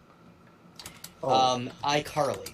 Paramount Plus brought that back, and what's interesting about that whole situation is Jeanette McCurdy, who played on iCarly opposite of her as one of the co-hosts, um, completely got out of acting. She didn't want anything more to do with it, and in fact wrote a book about how terrible her time was on the set and in those shows, called "I'm Glad My Mother Is Dead," because she felt that her mother was forcing her into all of these acting roles, and she never wanted anything to do with it. But I thought it was sort of cash grabby in a way that Paramount Plus, this is a new streaming service, but it was like, okay, here's our big idea. We're going to reach into the nostalgia box. We're going to pull out all this stuff, so this is what we're going to do to get viewers. And now that they're bringing Frasier back, I'm just wondering how much deeper they're going to go in to pull more stuff out and be like, look what we brought back, everybody. You're going to love this. Well, Carrie made a good point. It could be him taking on the role like his dad with his son, because he did have a son with Lilith. And, you know, if they, Paramount Plus is pretty desperate. Yeah. You know, they've not a lot of great stuff on there. I like the Star Trek stuff, but Halo was a disappointment. But, I mean, it could be interesting. I got free from T-Mobile, and I haven't watched it, because I've already seen all the Star Trek on there, you know, and what else is there to watch? You know, barely anything. Well, if you haven't watched Star Trek Brave New World, you should. That's pretty damn talented. That's pretty fun. Carrie, the DC of streaming. Oh, God. That's dark. That's so mean. That is great. Oh, that's awesome. But speaking of DC, did you guys hear the news from New York City Comic Con today, the NYSC? Oh, no. What? We got 2 bits of news. Do you want the good news or the bad news? It's probably all bad news, so sure. It's not. You will apologize later, son. The bad news: Titans season 4 is coming November 3rd with a double episode premiere, and we got a teaser trailer, and we're going to be showing it right here. All right. So, is that the good news? No, he said bad news first. And as you can see, there's really nothing to this. It kind of hints at what is coming, but not much else. So in the vein of Titans, this is the perfect trailer because it's Titans. Who's asking for this? I don't know. Who wanted this? Anytime that I see Titans brought up online, I don't see anybody talking about it, saying, oh yeah, this is a show that I'm looking forward to. Did you see the latest Titans episode? Not even Ryan Airy. Usually, we only talk about Titans is because for some reason, and I probably watch this too, I watch it and I get so irate with how badly written the show is. They just make terrible decisions that make no sense. They don't close any plot loops they have. Things happen in a weird time frame. It's like they get a big bad villain at the end of season 1, and he's like dispatched by the first episode of season 2 when it should. Mm-hmm. It is just not my cup of tea, which is unfortunate. But so we're getting that. That is coming. Okay. That is coming. What did I say? Hold on, let me check my notes. Oh yeah, November 3rd. November 3rd. Titans coming back. But make sure you look out for Not Your Status Quo's deep dive review and what's next episodes on Titans. But you'll be looking for a long time. December 8th. Doom Patrol Season 4 Part 1 is dropping. And we got an actual... Kidding. Nope, I am not kidding. And we got a teaser trailer. Oh, boy. So we're going to watch it. And... The project you'll be interfacing with is highly classified. Over a year ago, we conceived of a creature that could be bred. It looks... a weaponized force of nature. This show always looks great. And they had Harry, have you watched Doom Patrol? Because if you have not... I love this series. You definitely have to check it out if you haven't. So you can see there are some walking butts singing Shapuppy. That's what I love about Doom Patrol. They embrace the goofiness of comics. They're like, yeah, this is a comic book show. You're going to see the nonsense. But I was very excited because we have had so little information about this new season of Doom Patrol. Thank God we're finally getting some footage. I mean,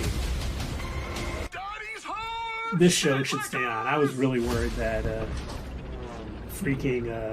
DC or Warner Brothers Discovery would just axe this because they have no... I thought so too. But, I mean, trailer looks great. Can't wait for December 3rd now.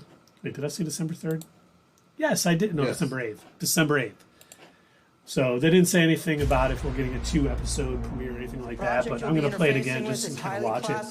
I would like to maybe try to do a breakdown here, even though I've read a few Doom Patrol comics, but I don't know of any reference that we got here with the singing, show tune singing butts. And it just cracks me up every time I see it. I don't know if they're controlling them to do that or that's just something they like. They were created because they're like, we've created a super weapon. And then there's them singing the show tune. That's great. Yeah, the guy in there with them just got killed, right? And then they open up the veneer, and then they're dancing, and then everybody just starts smiling.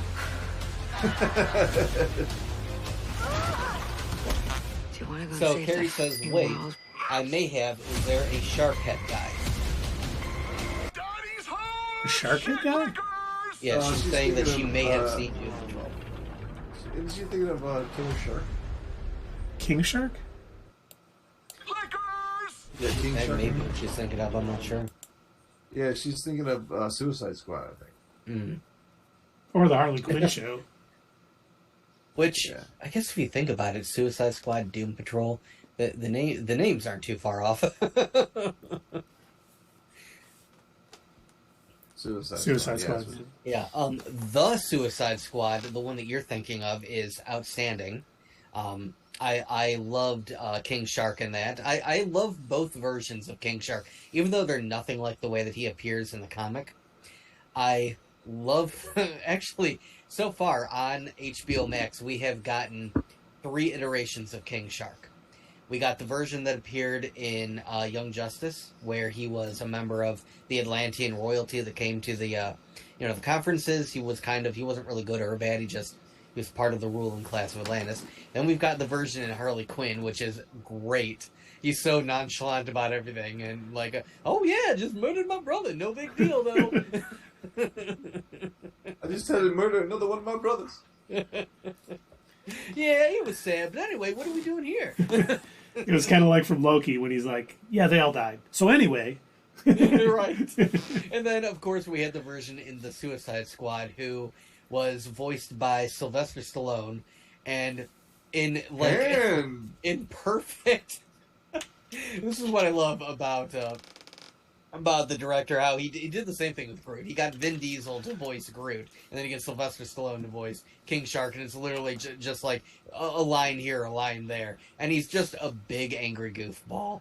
And I loved it, and I'm so glad that he didn't die in the end. I was so worried that he was, but yeah, great movie. I have rewatched it a couple of times because it's so fun. It is. It really is a great movie. I've watched it many times. Probably not as much as I've watched the Batman, though. So maybe I should watch the Suicide Squad again tonight. Well, maybe after House of Dragon. Batman takes less time to get. More time to get through. So That's if you true. watch what's Suicide Squad? 2 hours? Save you an hour. Mm-hmm. Awesome! Yay! Thanks, Dave. I still haven't Yeah, rewatched the thing. Batman. I hate to admit that. I will eventually. I haven't found the time to. I haven't either. Not that I think it's bad, but I No. haven't watched it. The 3 hours is daunting. Mm-hmm. It is hard to mean, start something like, when you know it takes that time. The more that I think about it, like as we do bring it up pretty often, and the Carrie, it's Miss bad and Carrie. boring. Whoa, okay. Its pace is a bit slower, but the score is fantastic. Silver Lining Keith. Yes. As time has passed, and the more that we've brought it up, it has grown on me a bit more. I'll give it this: they didn't show the Waynes dying again. So I mean, that's that's a positive. And Carrie, Well, you we're should. talking about the Pattinson Batman. And you should stand by your statement. You know what? We talk about this all the time. Movies, music, all of it is subjective. And we all have our own opinions. You know, Dave is very down on She-Hulk, where I think it's pretty good. We disagree on a lot of things. You know, Dave loved Morbius. He thinks it should win the Oscar. I didn't. Barry judge knows Keith better than that. When we first came out of what is it? Oh my God, Aquaman, and Keith was gushing about it. I didn't judge him for that, even though I thought it was the second half of the movie is the dumbest thing I've ever seen in my life. Keith's decision matured past that. Yes. It did, thankfully. It did. Sometimes in the glow of seeing it in the theater and enjoying a popcorn and a nice cold Sprite, things seem better. But You know, I always try to say, let's see if this stands the test of time. And Aquaman did not stand the test of time. No. As I still remember my thought as I'm sitting in the theater, and they introduced the kaiju sea monsters. I'm just like, really? And here You know they what? are I from the don't- South Pacific. Like, I don't even care anymore. Just mash your action figures together and let's be done with this. I just, you know, it's funny because we talked earlier about the chemistry between Charlie Cox and Tatiana. Can't say her name. Charlie I apologize. who? Charlie Charlie Cox. Cox. He said it on purpose. Yeah. Okay. There was some good chemistry. There was excellent chemistry, but the chemistry between Jason Momoa and Amber. Amber Heard. was wretched. I mean, it's Turd. like they couldn't even stand to be in the but same turd room is by right. each other. And I just remember the one scene, like I was rewatching, it was on TNT or something one night, and I just had it on. And I, you know, sometimes when I'm down here editing or something, I'll have like a movie on it. It was a scene where she's like, "Oh, and you stink," and he goes, "Well, yeah, I guess I do." I'm like, "Oh my god, how did I not Right. call that out when I saw it the first time?" I thought you were going to tell me that your favorite part of the movie was the Pitbull song that they just interjected for no reason. Well, Well, the delay has got to be to reshoot everything without Amber Turd. I mean, why You else would think- they push it back a whole year?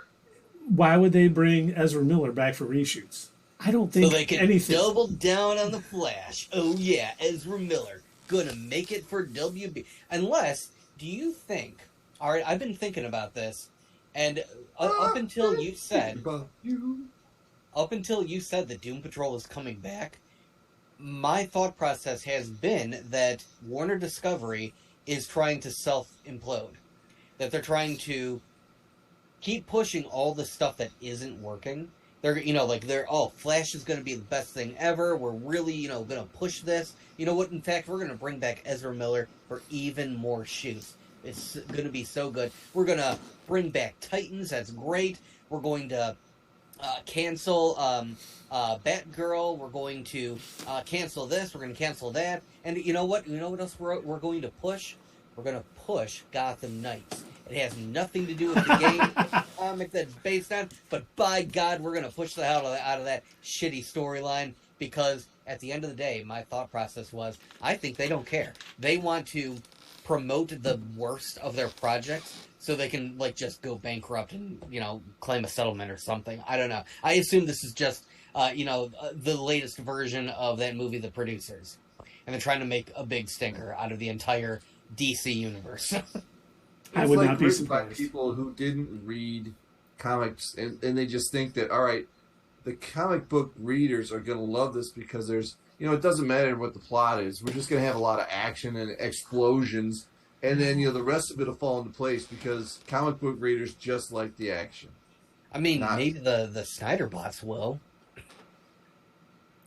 Yeah, there is that, once again, all subjective and maybe not our cup of tea, but there are people out there who would watch 2 hours of just like Superman beating the crap out of people or Batman beating the crap out of people with nothing else in it. And hey, if that's what you like, it's all you. I don't think I could, enjoy that with no character development, nothing being done. It was just all just fighting. I think those are the wrestling fans of the comic book fan. I tell you what, re-release Batman v Superman, call it the definitive edition, but take out all of the voice dialogue and replace it with fart noises.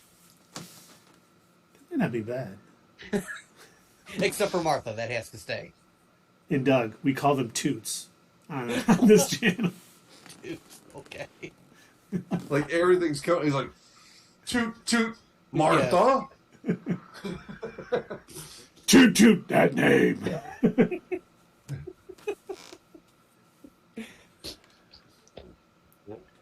Oh, but oh my God, we almost forgot about one more bit of news that Doug shared with us today that came out from NYSQ.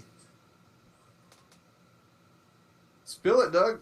I'm waiting for the transition. Hold on, let me see. I don't have Oh, you have I don't have a picture for it, so you're not. Oh, Gonna you see don't? the Okay. transition. Well, then which news are you talking about? Remind me.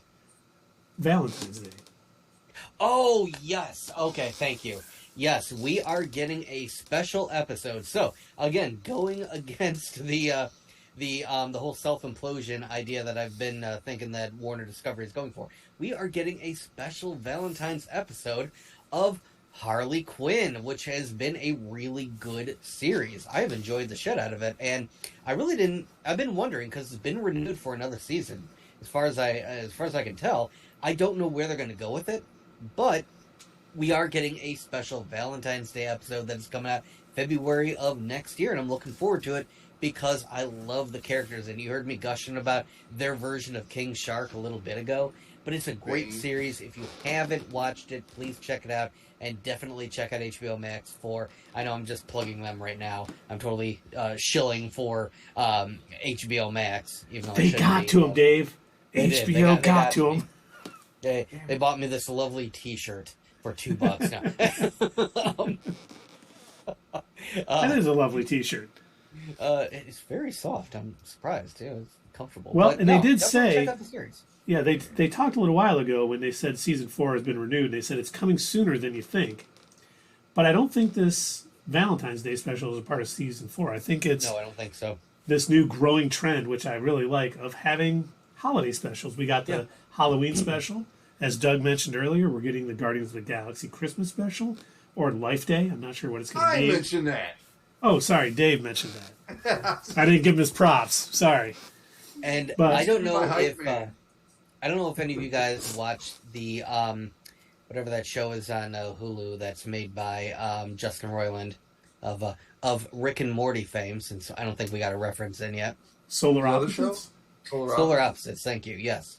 I don't know if any of you have watched Solar Opposites, but they do the same thing. They'll release regular, like, little holiday episodes just randomly. I'll be on Hulu, and it's like, hey, watch the new episode of Solar Opposites. And I'm like, oh, the season ended. And then you turn it on, and it's like, and it's them, celebrating Christmas or celebrating Halloween or some nonsense. And just doing it the way that aliens who are new to Earth are doing it, and it's hilarious. My favorite scene in that show? You suck, Keith. Yes. We've been My- renewed, Keith. You don't know what we're going to do next. We could go crazy. I don't know. Between Family Guy and Solar Opposites, my name, I'm not a big fan of my name either. It's very, monosyllabic. I wish I had a cool name like Max Power or something like that. Even Rick and Morty did one. I'm not paying you to be my friend, Heroin Keith. Heroin, Keith. Right. I forgot about that. Oh, Speaking of that's which, an hour and 55. are you both caught up on Rick and Morty? Yep. Yes. Finally. All right. Good. And what did you think of the fortune cookie episode? I loved it. It was hilarious. When the guy was telling him, I had to pause it. I was laughing so hard when the guy's like, I put out messages. Come check out the fortune cookie factory. I'm being held hostage. He goes, nobody came. And I was just like, oh my God. Oh, some of the funniest lines, like when Jerry's wearing Morty's clothes, and she's like, Summer's like, why are you wearing his clothes? Because Beth is Morty's mom. But Like, I thought, oh, I just want to pat Jerry on the head and be like, "Oh, buddy, you tried." it was funny. I mean, it was cool that Rick showed compassion. He's like listening to everybody giving him a hard time. And he's like, no, not gonna do that. Yeah, but he still was talking down to him the entire time. Oh yeah, That's just how he talks to people. Well, that's what I was gonna say. He's doing it because he wants. Oh, I'm gonna help him, everyone. But he will never show that he has any feelings or likeness for him in any way, and it just cracks me up. Jerry, are you cheating? Right, left, right. What the hell? All right, so we got our Rick and Morty reference in. How can we shoehorn a Smallville reference? It has to come naturally. I know it has to come naturally. Boy. So you have to wait. Well, we covered all the topics. It might not happen tonight. Yeah, well, we talked about Henry Cavill coming back for Superman. I wonder what, will we get Lex Luthor in his movie that isn't Jesse Eisenberg, or maybe, You know, like who are some of the villains from Smallville that populated? Maybe we'll get Look, Keith is crying. I don't know. carries That's on a another ridiculous commercial. situation. Commercials. 4 out of 5. We Wow. got 6 other viewers. Very cool. Yeah, Very it's cool. been nice. I love all the interaction we've been getting in the chat tonight. This has been awesome, and I love that we got a new subscriber.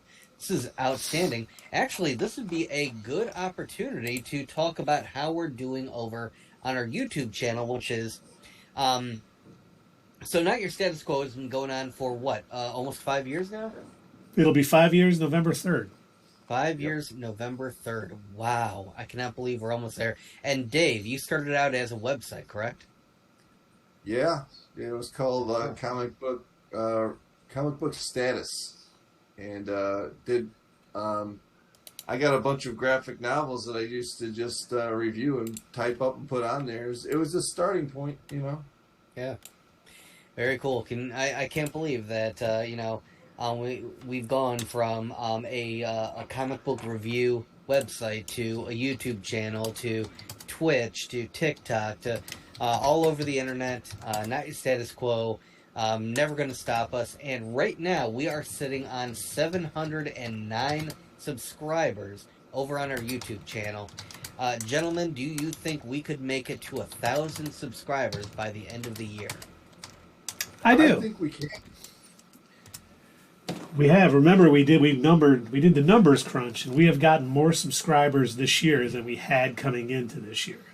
So in previous 4 years, we've gotten more this year. So we're starting to catch a little fire, getting the algorithm's attention. So and you guys out there, you subscribe. Unlike Twitch, subscribing is free on YouTube, and we need 1,000 to become a partner, YouTube partner, which means we can finally start getting paid. We do a ton. We have giveaways. We do in focuses where we talk about characters coming up. We do what's next. We put our Twitch streams out there. We do giveaways. And like I said, we had just done a giveaway for Werewolf by Night for the Halloween special. And coming up next week, we will be having a giveaway for Black Adam. And we're giving away the Black Adam JSA Black Rain, which is a fantastic. It's 6 issues. It's 3 Justice Society of Americas, 3 Hawkmen. We're going to have that up on the back issue breakdown and YouTube Shorts here coming up. I've got a few in the pipe ready to go, so be on the lookout for that. We appreciate the support. Yeah. We like chatting with you guys here. We like, hearing your guys' thoughts, even if you're wrong about Batman. That's fine. I'm kidding, Karen. Absolutely. Yes. Absolutely.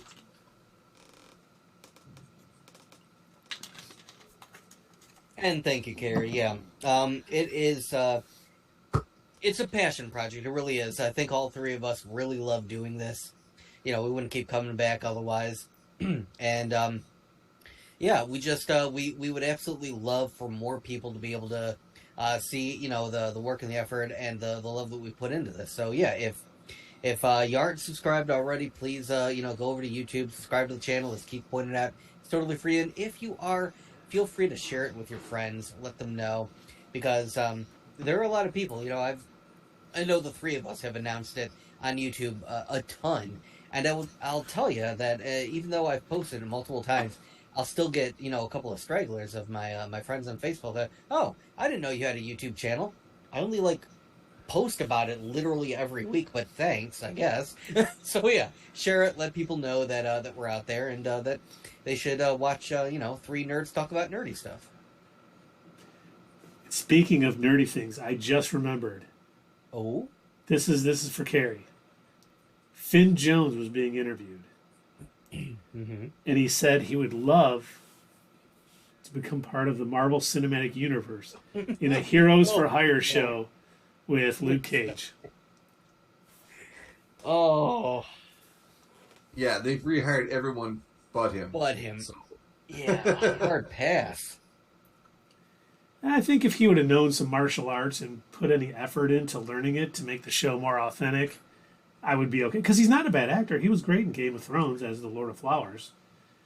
But he just didn't seem to even give half a crap. He did seem about like he was being- phoning it in. Yeah. Yeah. Have they hired Deborah Null back? Is that her name? Null? Oh, From Deborah Ann Wall. Deborah Ann Wall. That's it. Have they hired her back? Nothing has been confirmed, but people think, well, Foggy has been hired back. I think that has been confirmed. But Yeah. we haven't heard about her yet, but I'm almost positive. I hope they do. Because Luke Cage is not back for sure, but there were photos of him with Kristen Ritter during times, some shooting for... Yes, Karen is a Karen. She's definitely a Karen. But she's a good character. But there was thought that she was filming some stuff, which was supposed to be in She-Hulk. We have not seen Jessica Jones at all. So maybe it was something else. But yeah, we'll see. You know, the rumor is that John Benthal's Punisher is going to show up in Daredevil Born Again. Can't wait. And, you know, we heard that some of She-Hulk, which it turns out to be false, is that Daredevil was going to be looking for Kristen Ritter. Not Kristen Ritter, but Jessica Jones, Kristen Ritter's character. And that turned out not to be true. So, you know, a lot of stories that were out there. And yes, you need to be careful. Facebook feeds giving you the fake reports. A lot of people post a lot of fake things that are just not true. It gets them all the time. You know, People gets some post clicks. fake stuff on Facebook, they post them on YouTube, and they pretend to be real, legit YouTube channels, but they're actually fake garbage.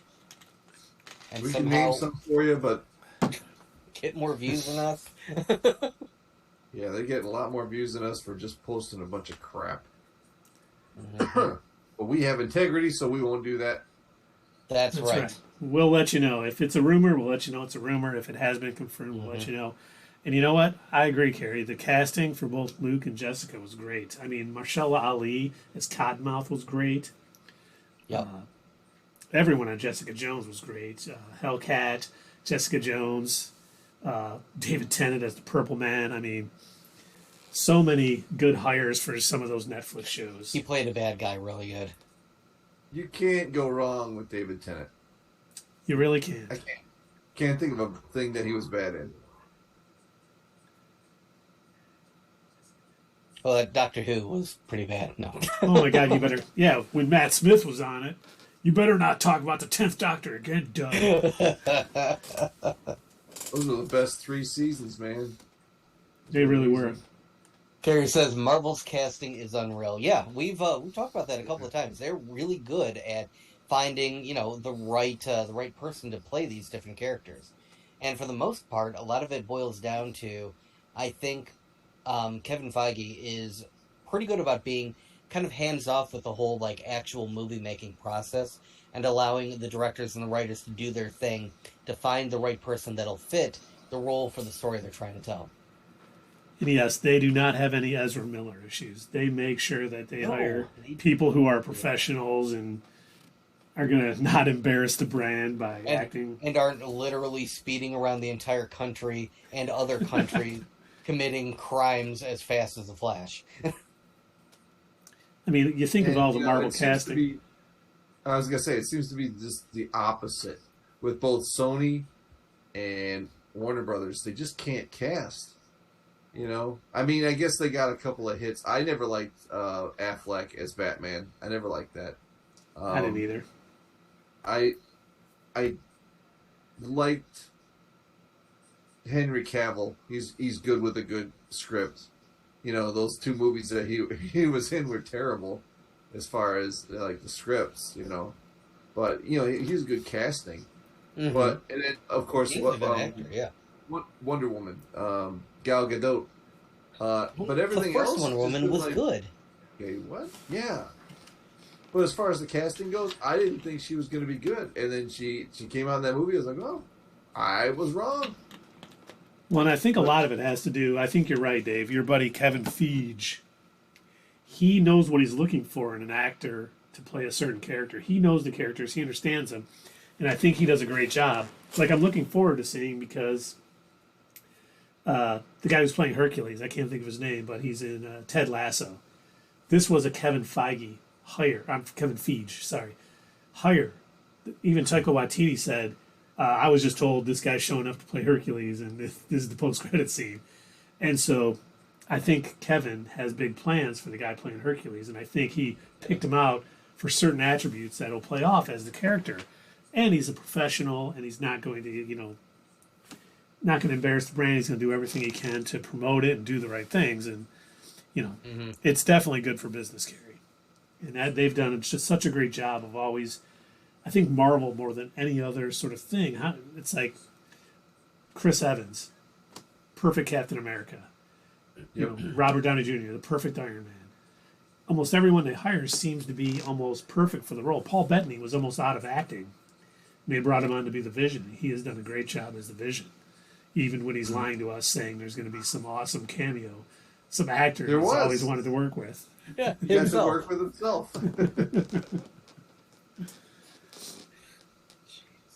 Continuity, man. Continuity. You get the James Bond kind of thing where they recast that every couple movies, and that's fine. Everyone's fine with that, and I would be fine with them recasting Captain America and Iron Man too. But they were both in like 10, 11 years worth of movies. They really, if you keep a continuous continuity, if you keep it constant like that with the same actor, don't replace them every other damn movie like Warner Brothers does, then you get to follow. And I do think eventually we'll see a new Iron Man and a new Cap in the MCU. They're just going to give it time. Yeah. Bring in these other characters, and then they don't want to recast right away. They're going to, play the slow game. A bunch of other heroes, a bunch of other stories to tell. Yeah. Up until the MCU was, became a thing, Iron Man wasn't their most popular character. Nope. Wasn't even close. Nope. That's why it was weird they started out with that, Well, it was one of the few characters that they still had ownership rights over. Yeah, because the X-Men were with Fox, Sony had Spider-Man, and they were basically like, let's make an Iron Man movie. And Jon Favreau was all on. He's like, yeah, we can do this. It'll be great. And I don't think anyone believed him. And then... Oh. But that's also why I think they were able to, they got Robert Downey Jr., who, this was one of his first acting gigs after, being through, tons of bad publicity, going through rehab and everything. And there was a lot of controversy over that movie when it was first coming out. Like, Iron Man, who cares about Iron Man? It's such a nothing hero. He's like a bad Batman. And that Robert Downey Jr., there's no way he'll be able to pull off that role. Not only did they knock it out of the park and make it one of, the greatest superhero movies ever, plus kind of solidifying, what the MCU planned on doing with these Marvel characters. Yeah, you know what? We're not going to play these, stupid games with fake identities and whatever. We're going to put him front and center. Robert Downey Jr., this is Tony Stark, and he's Iron Man. And it made it huge, and he was basically, him and Cap were basically the faces of the MCU, of the Avengers. And it was so great. And even when they announced that they were going to get Chris to play Cap. Chris Evans. Chris Evans. Thank you. It's one of the Chris's. When they announced that they were going to get Chris Evans to play Cap, and I'm like, you mean the guy who played the Human Torch? Oh, that's a stupid casting. I'm like, that's never going to work. He was such a douche in that movie. Yeah. Well, I still, it was both amazing for Marvel and RDJ. But I still remember hanging around for that post-credit scene when I heard, you got to sit around for the credits or something after it. And you see, Nick Fury saying, I want to talk to you about the Avengers Initiative.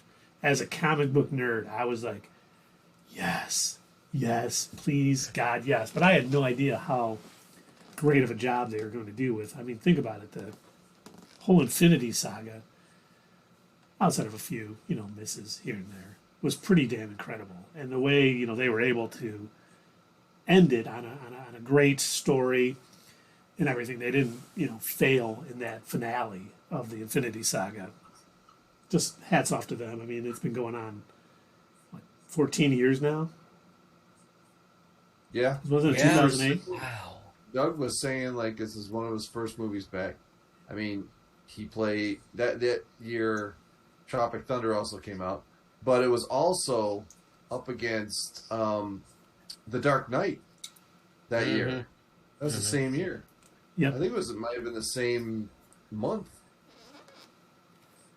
And sorry, Carrie, I was certainly not trying to make you feel old. But yeah, he comes out with Heath Ledger's performance that year. I mean, but it held it together. Absolutely. That same year, right? Edward Norton's Hulk was that same year.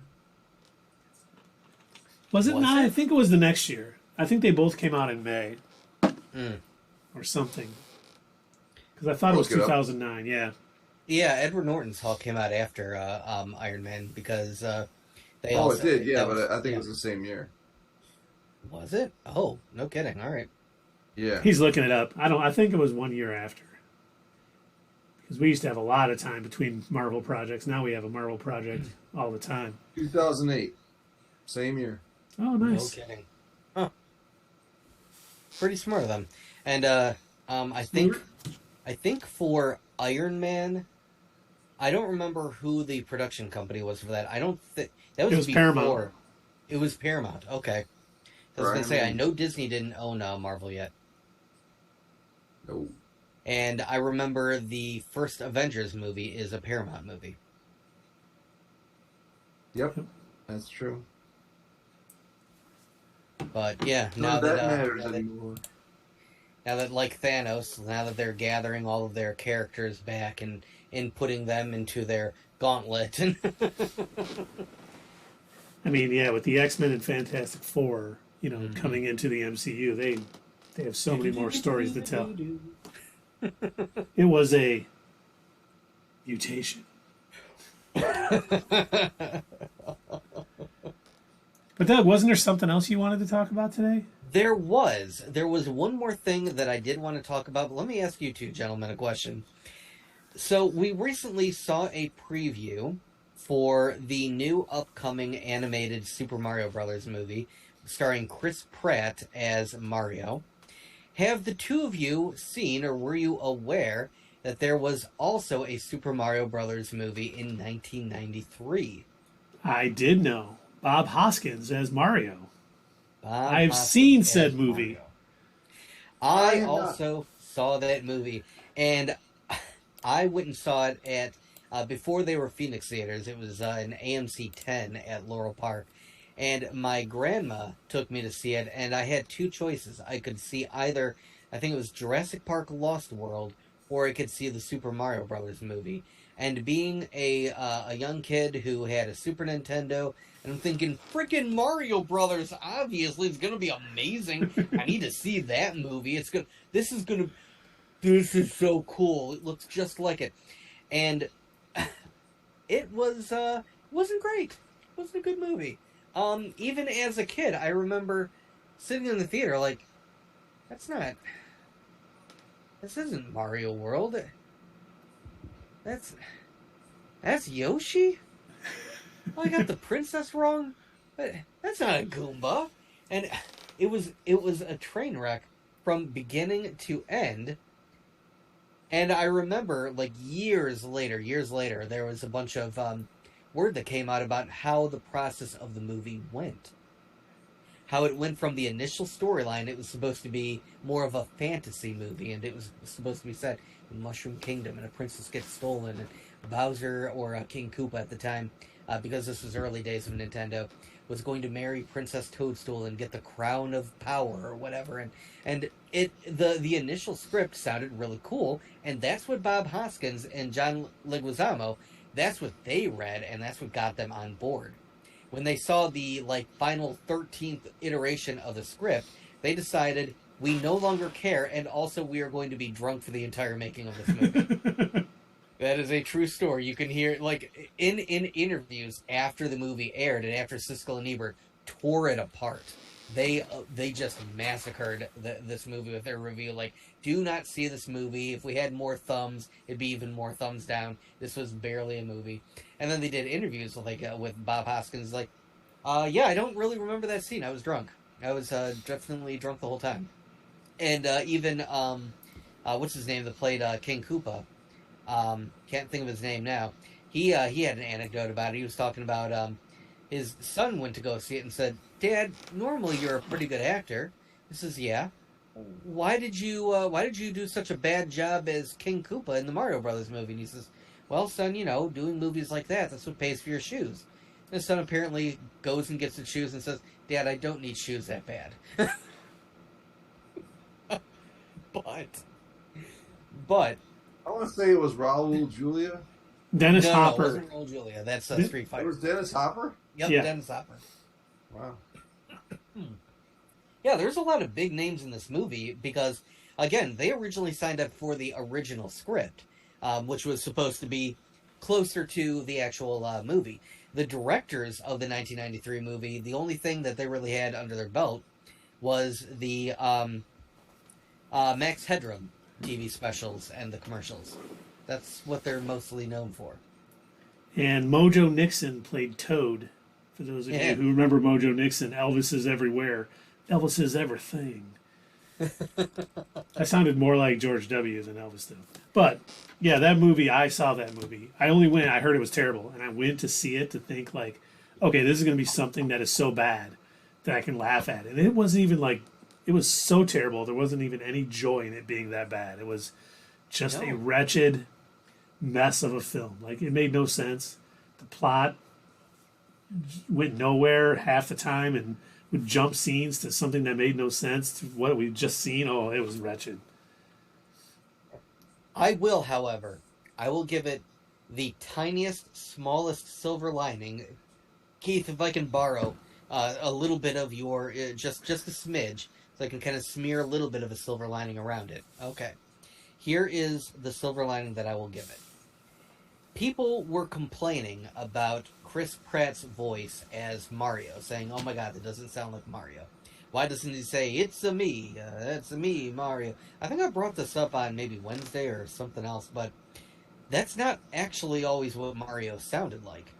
What Bob Hoskins was doing with this Brooklyn accent, that is, at the time, in the 90s, that's literally what Mario sounded like. Because the whole background story at the time was that Mario and his brother Luigi were both plumbers in Brooklyn, New York that got sent to the Mushroom Kingdom. So they were Italian Americans. And so it was totally normal. Like, when you went to go see that movie, other than everything else being bad, I wasn't thrown off by the voice. So for Bob Hoskins, who is British, to put on, a gruff New York accent, yeah, I can buy that. I got what he was doing because that was, at the time in the 90s, that was Mario. Then in 1996... Yeah, exactly, same thing. Then in 1996, that's when they introduced the dude who would go on to voice Mario in the games, who did his Italian accent, who also was not Italian, by the way. I should point that out. They brought him in. He did not know anything about Mario. They said, okay, we need you to do an Italian accent. They didn't tell him, we need you to do an Italian-American accent. Probably a flub on the company that was recording the voices. Did we something happen on Twitch? There it is. Okay. No, little loss of packet, but nothing too bad. Okay. Well, anyway, yeah. So, probably a flub on.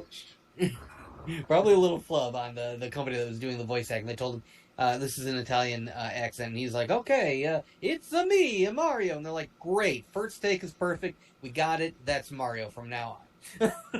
And Carrie said, "Danny, hold on."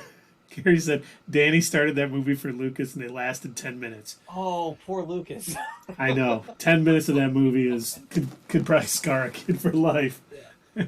But no, yes, the new one looks much better. I really like the fact that they're kind of going back to basics. I think animation is probably the good way to go for this. And I am not upset with Chris Pratt voicing Mario. I'm not bothered by it. I think it's fine. I mean, I can't imagine watching an entire movie of, "It's me, Mario, going to the Mushroom Kingdom." I would be so No, annoyed you can sit there and you can play a game where he's like that the entire time, Yeah. right? Yeah. Actually, yeah, no, I know. think most of the Mario games that I play are not voiced. So, the last Mario game that I think I guess I played. Yeah, I played Mario 64, and yeah, you made some noises here and there. But yeah, I don't know. I kind of fell off the whole Nintendo Mario thing towards the end of the life of the Super Nintendo. Yeah. All I know is Yeah. I showed the trailer to Sully, and he is extremely excited to see that movie. We have played. Forget what the Mario game is on the Switch that we got. I forget what it's called, but we play that, and it's pretty entertaining. He really likes it. Yeah. But the thing that it was funny because I did not know who was playing Bowser, and I was like, "Oh man, the guy doing the voice is great. It's Jack Black." I looked it up after the trailer, and I was like, "Oh, that is a great person to do Bowser voice," because Jack Black's a very talented man, and he's a bit crazy. So I think he's going to do a tremendous job as Bowser. We'll have to do a at the theater review of the Super Mario movie. Well, let me ask you, Dave. Do you think if we do end up doing an at the theater review for Mario, do you think this will be better than I See You Pikachu or whatever the hell that movie was called? Are you talking about Defensive Pikachu? Sure, Detective? whatever. Did I say Defensive Pikachu? You Detective did. You were Pikachu. thinking about the Packers again. Oh, don't start. Don't. No. Yeah, that movie that somehow Dave and I watched all the way through. I did too. I don't have any faith. It'll probably be around the same thing, I would imagine. You think? That was one of the ones we were all in unison with how, I don't want to say terrible, but how unnecessary, utterly boring and just vanilla that movie was. It had nothing. It was like a cardboard cutout of a movie that that somehow got produced. Ryan Reynolds is fine, I guess. But if I want to go see a Ryan Deadpool Reynolds. movie, I'll go see a Deadpool movie. Yeah. By the way, did you guys see what T.J. Miller said? Oh yeah, Oh yeah, I saw that interview. I'm never going to work with. I'm sorry, excuse me. You're never going to work with Ryan Reynolds again, buddy. You were fired. Did you see the whole interview? No. Oh, he was just tearing Ryan Reynolds a new one, but at the same time, he was saying Ryan Reynolds was a really good guy. So he was talking out both sides of his mouth. Oh Lord. Okay. Yeah, And then TJ, he I took like back the statement he made at the beginning, and he said, "Eventually, we can work it out, and I'll work with him again." Well, then why'd you say the first thing? Yeah, T.J. Miller, I liked him in Silicon Valley, but and one of the things that he was upset about, if you watch the interview, because at one point Ryan Reynolds is like, "Listen, they're not coming here to see." He went into character and was ripping him a new one, and instead of just being like, "Oh, that was pretty funny," he was hurt by. He was very sensitive about those remarks, like, "Oh, it wasn't right of him to do that." It's like, he was joking. I don't think he meant any negativity towards you as an actor, but he took it that way, and I wonder if Ryan Reynolds saw it and was like, "Oh, dude, I didn't mean it that way. Lighten up. You're holding a grudge for all this time?" Because that was in the first Deadpool movie, which was, 6 years ago? Dude, let it go. Let it go. Let it go. Up, our viewers just went negative again. Oh no. Crap. Why do you guys gotta sing? Because we can't help it. What's that? An email from Amazon that we've lost Prime subscriptions? Oh, and they're charging us. Okay. And a letter we don't have 587 followers anymore. We have -5. And a letter from Disney saying we owe them money for destroying their songs. That is both slander, and it is a copyright, and whatever else negative thing we can think of. And libel, even though, Libel, yeah. But hey, any other thoughts tonight? You gentlemen out in the chat? It's getting late. If I'm going to watch House of the Dragon tonight, then we may have to end this soon. I don't think I'll be able to watch it. Yeah, I get it. I mean, I got a pretty bad migraine right now, so I'm okay. Oh, I'm sorry, buddy. Not your fault. It's the weather. Yeah, are up we and going down. to the weather now? That's what The weather girls. It's raining men. Hallelujah. Hallelujah, it's raining. Oh, what? If the temperature goes up and down really fast, that's when it happens. So It's the pressure. It goes from high to low pressure and back and forth. I don't get migraines, but my allergies I get just a nice little not a I head do. cold, but just congestion, and it drives me nuts. Yeah. And it sounds like Carrie's off to watch House of the Dragon. Probably a good idea for us too. Yep. Thanks everybody for showing up tonight. We enjoyed all the chatting. Everybody who showed up, the new subscriber, follow us, subscribe, go to our YouTube, do all that fun stuff. Like, subscribe. We really appreciate all of the support. But hit us up at Twitter, leave a comment down below, and we will see you guys next time on Not Your Status Quo.